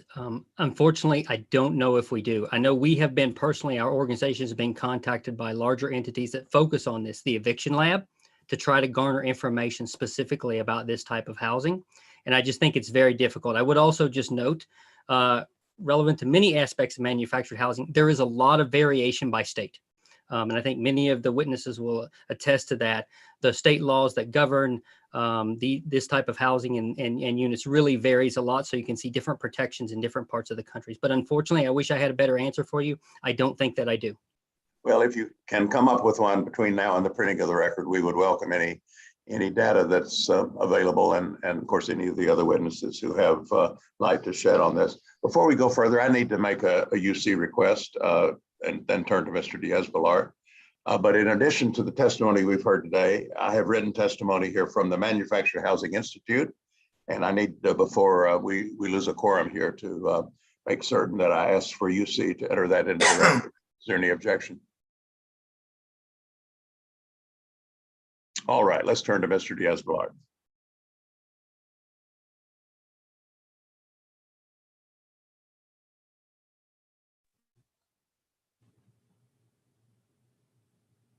Mario, I think you're muted. Thank you, Mr. Chairman. I apologize. The question goes to Mr. George. I'm aware of the work that your organization has done in Kentucky and other rural areas because of the Dean of the House, who's on the Appropriations Committee as well, Mr. Rogers. And, he has worked hard to ensure that you have the resources to serve rural areas, some of which are deeply impoverished. And I understand, by the way, that you're also from Kentucky, like Mr. Rogers. But here's the question. How do you leverage seed funding that we provide to organizations like the Housing Assistance Council as you work to provide, quality, affordable housing in rural areas? Thank you, Ranking Member Diaz-Balart. If I could just ask for a clarification, did you say state funding or did seed money? I apologize. Seed money. Yes, sir. So the Housing Assistance Council uses an array of resources, and I would just like to note that we are active in many of the communities that you mentioned. And yes, I am a displaced Kentuckian. I miss Kentucky very much these days. But and the photo from behind me is very close to my family farm in Eastern Kentucky that actually has a manufactured home in the picture. I just randomly realized that in this discussion. But to get to the question, the Housing Assistance Council, we work with local community-based organizations and oftentimes bring an array of resources. As I noted before, research and information is just one of the elements of our work. We provide financing and technical assistance and training. And actually, we have funded the preservation of over 390 manufactured homes and 5 major parks in collaboration with Rock USA. So we bring an array of resources, both publicly and privately. One of the important resources that I would say that to work with many of these communities is rural capacity building. So it's been mentioned before, the dynamic between urban and rural communities. In some respect, there's no difference, but in this, there is. The capacity for communities to address some of these issues is a major issue. And one of the focus of the Housing Assistance Council is to work with local community-based organizations in rural areas. They are among the most resourceful groups you will ever see. It's amazing that the work they do, especially groups like those in Mr. Rogers' district. But they do not have, like many urban jurisdictions, planning departments or sophisticated elements. And we often work with those communities to help provide technical assistance and training to address these type of housing needs that we're discussing today. Look, I appreciate that. I don't have a lot of time, but let me now go to Mr. McCarthy. And obviously zoning is a local issue. But it has, again, it can have a great impact on affordability, right? On some communities. Now, I would never advocate for the federal government try to heavy-handed approach. But I do think that communities can learn from each other as to where zoning changes can help increase housing supply or lead to greater affordability. So what type of zoning changes do you think are most productive, obviously at the local level, especially as they relate to manufactured housing and the redevelopment of blighted mobile home communities? So, so thank you for that, the question. So first of all, back to the other question about rural areas. In unincorporated areas, they're very often not zoned. And so it's much easier to kind of establish a new manufactured housing community in an unincorporated area because there's no kind of zoning that's been imposed. In areas that are incorporated that have zoning, there's a couple of things that are useful to think about. One is, if you want to preserve the manufactured housing communities as a component of your affordable housing stock, you can actually do zoning overlays that will then require that they be maintained as manufactured housing communities in perpetuity. And then it will incentivize people to then make those communities work as best they can as manufactured housing communities. But then separately, in places like Massachusetts and a few other states now are looking at some of the state level preemption. They're actually requiring that that wealthier communities bear their share of the affordable housing burden for the region by requiring that they build affordable housing when they don't meet kind of normal kind of threshold standards. So in Massachusetts, there's a thing called Proposition 40B. If you don't have 10% of your housing stock that's affordable, then if a developer comes in with a proposal to do a development, they can't be turned down by the local zoning board. The state can come in and preempt that and say they have to be able to do that if they're going to be building affordable housing with a minimum amount of units. And similarly, where they're building around transit-rich areas, transit sites in different areas, they can actually add manufactured housing communities, especially if they're rural or ex-urban transit-rich areas. In Massachusetts, again, the commuter rail actually runs through what is older industrial areas that actually do not have a lot of housing, but actually have abandoned industrial sites and a lot of low value commercial properties.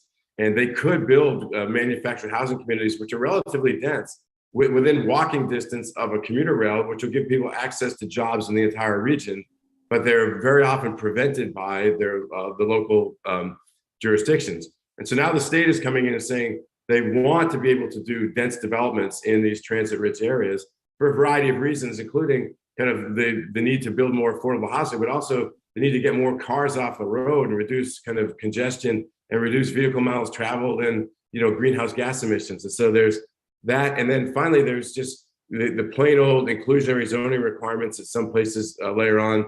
And sometimes that works to the benefit of manufactured housing. But now with the costs of land and the costs of housing so high, more often than not, even inclusionary is going towards multifamily dense development and not towards manufactured housing.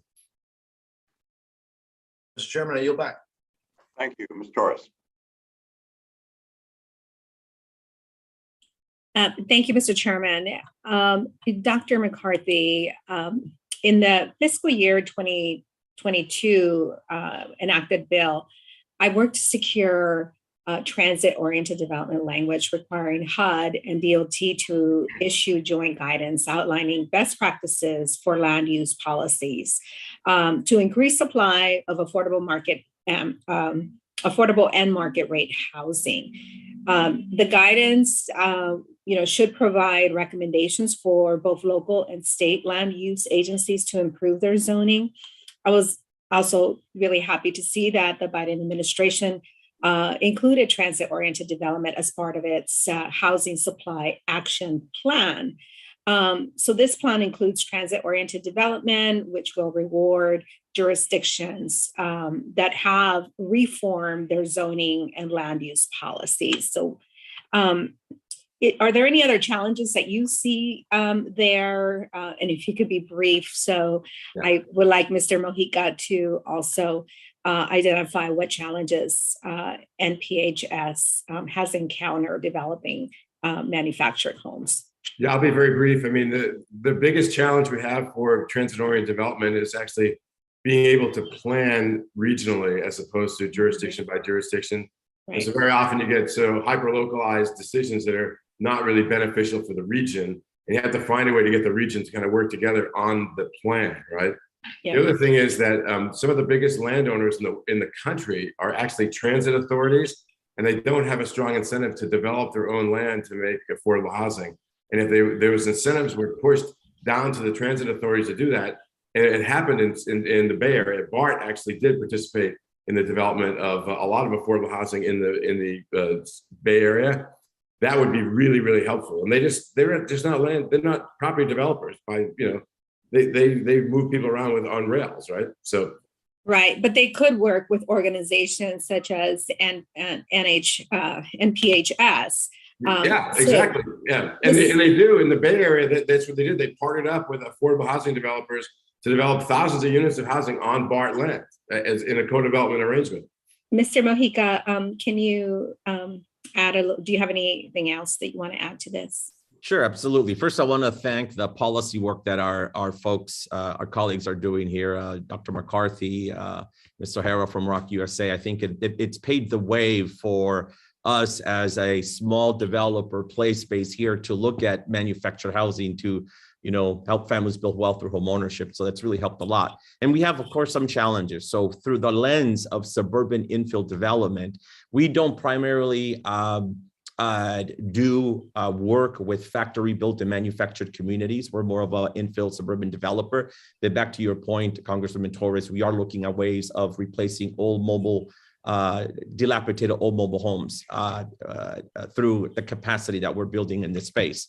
But your question, the challenges and that we're still addressing, working our way through is, and you heard it today, the negative perception of inferior quality of manufactured homes. Right. The homes that you see behind me, product placement, those are the homes that we've built in the city of San Bernardino and the city of Chino. Yes, let me stop you there because I'm going to add another challenge to this, and that is for California and the Western states, the fact that we have a severe drought. No water also means no permits that cities could allow you to build housing, because where is the water going to come to service these families? Is that something that you see as a challenge moving forward? No, we're not seeing that as a challenge moving forward. The biggest challenges that we are seeing is local government capacity to expedite the process of affordable homes, getting them quicker off the ground. Right now, we're seeing a 5 to 6 month permitting process, and those holding times prevent me to get the home from the plant, to the site. And so there are holding costs, and there's, that just adds a lot of more to the bottom line and keeping the cost down on these developments. But we're not seeing that. Another challenge that we are seeing is the valuation and appraisal issue. And one of the representatives alluded to that. Do these homes appraise, and do they evaluate like site-built homes? Probably not 100% like site-built homes, but they are. And there's no uniformity in the evaluation of single-family manufactured homes. But Fannie and Freddie are looking at that under the new manufactured housing product financing that they're offering, getting appraisers to come be more on board. Thank you, and I yield back. Mr. Rutherford.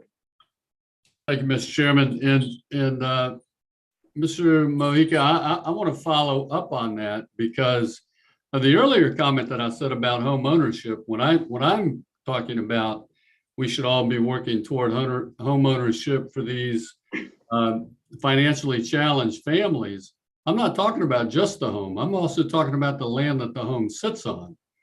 And I think that's an important issue, because yes, it's true, the home itself may actually depreciate, but the land that it's sitting on is appreciating. And I think when we look at some of the investors who are coming in and buying the land, I think they see that. That's why this number has doubled. The number of investor-owned properties is doubled, which I think also might go to the issue that was brought up earlier about the declining number of people in resident-owned communities. It's going down because investors-owned properties are going up, and so I want to do what we can to help people own their property, because I believe, particularly for these folks who are in a situation, yes, they may see depreciation in their home, but if they're seeing great appreciation in their property, then that's a good thing. And I think we need to continue to push that. And so, Ms. O'Hara, I was curious. In your comments, you mentioned that you wanted to create a manufactured home community capital excuse me, capital gains tax credit to incentivize selling homeowners and maintain long-term affordability. My issue with that, and I have to ask, wouldn't that bring in the investor community to the detriment of homeowners, or have I got something wrong on this? Thank you very much, Representative Rutherford. First of all, I'm not sure where people are getting the statistic that there are fewer people living in resident-owned communities now than there were before, because I don't believe that that's true. I certainly haven't seen that there's been a decline in occupied resident-owned communities. And I think that investor owners are actually not necessarily looking at the appreciation of the land. They're looking, those communities increase in value based on how much cash they can pull out of it. It's all based on cash flow. And raising the rent and all of that, yeah. Raising the rent and taking the expenses and trying to deliver them directly. So I buy the community, I raise the rent, and then I let you know that I'm going to also directly bill you for water. I'm going to directly bill you for a share of the property taxes. I'm going to directly bill you for a share of the trash collection. So your rent goes up and you have all these other fees, and that takes away any expense I have. So my cash flow increases dramatically. But your other question is about the tax credit. The idea there is that there's a lot of mom and pop community owners out there. They've built those communities or they've inherited them from their parents and they've run them like small businesses. Many of those folks live nearby, they're local to the community. the wider community, and they would like to sell to their residents, but they're looking at, because their basis is so low, they're looking at a huge capital gains tax. And so they're holding on to the properties with the intent of, when they leave them to the heirs will be able to sell them with less capital gains tax. And many, many times the younger generation doesn't want to continue to own the manufactured home community.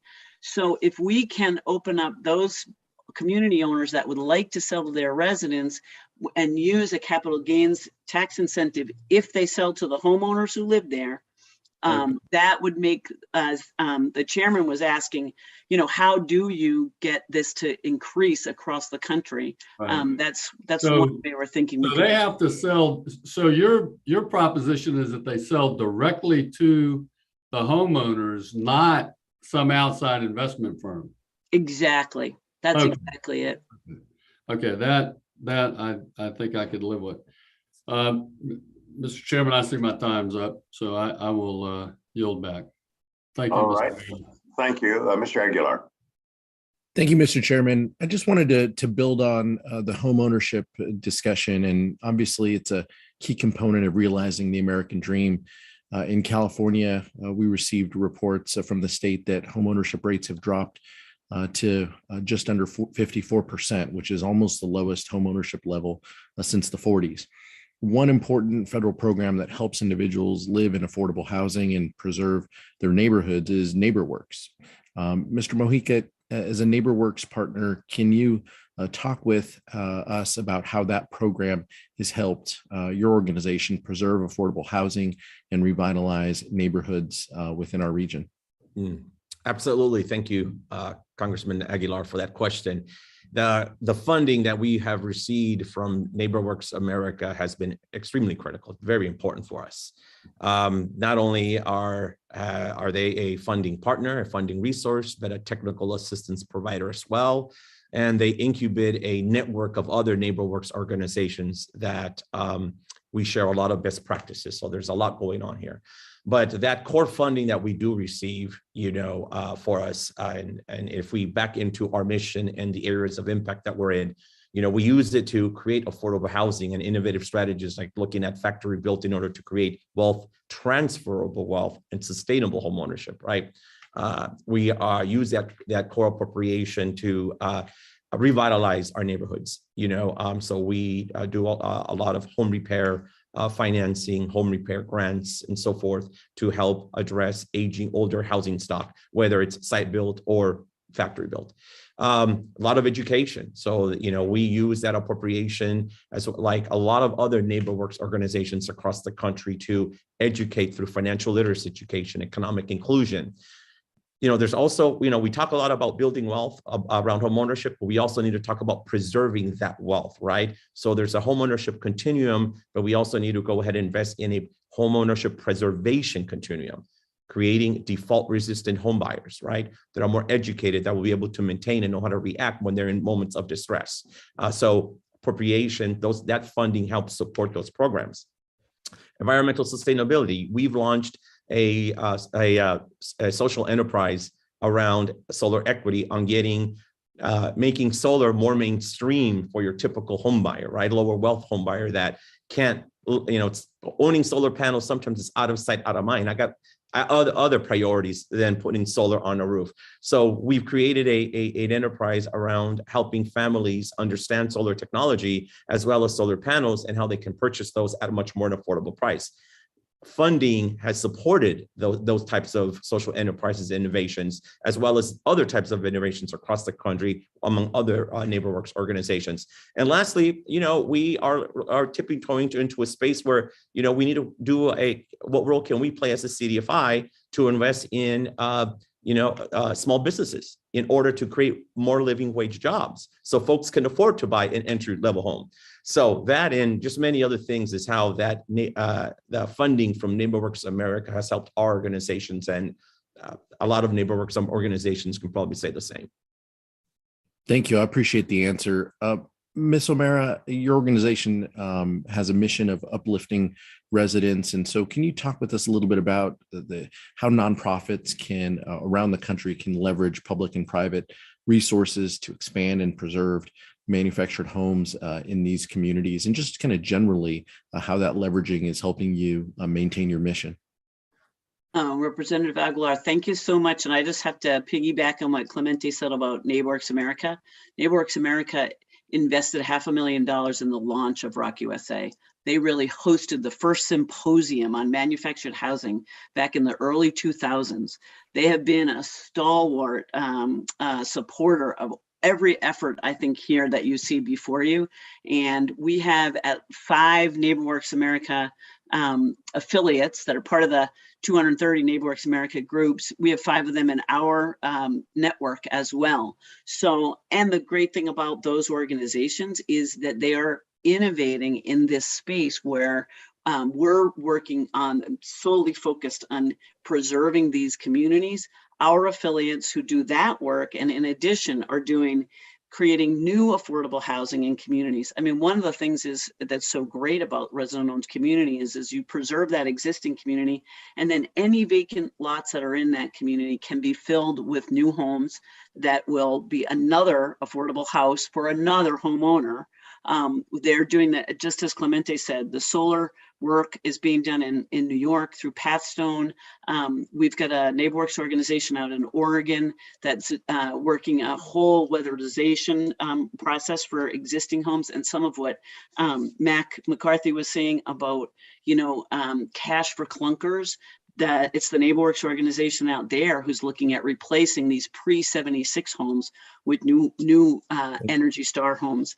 So I can't say enough. Thank you so much. I'm so sorry my time's up, but I really appreciate the answers and your commitment to these issues. Thank you, Mr. Chairman. I yield back. Thank you. We have reached the end of our appointed time. Many of us may have additional questions that we want to ask you to respond to for the record. But we have had 2 good rounds, and I think a very wide-ranging discussion, very informative, but also suggestive in terms of what direction policy might take, including appropriations policy. So to conclude, I want to thank all the witnesses for participating. We look forward to working with you as we craft our fiscal 23 appropriations bill and incorporating some helpful features in that bill to further the objectives discussed today. I want to thank one staff member in particular, Rachel Kuais, who has taken on this as a special project, from the researching of the issue right down to the recruiting of the witnesses. And she has had a big impact on this hearing, and I want to thank her for her work to put it together. She and others on the committee staff will be in touch with all the organizations represented here today regarding any questions for the record. I've already indicated that I will have one regarding the Housing Supply Action Plan that you are required to respond to, but I would appreciate your response, since it does in some detail get into manufactured housing questions. We will have other questions that we will ask you, and the request is to return the information within 30 days. Return that information for the record, so that we will have a complete transcript and a complete record of our hearings before we write our bill. Mr. Diaz-Balart, you have any final comments? Mr. Chairman, just thank everyone for their time. I yield back. All right. Well, thanks to everyone, and we will look forward to remaining in touch with you. With that, this hearing is adjourned. Thank you.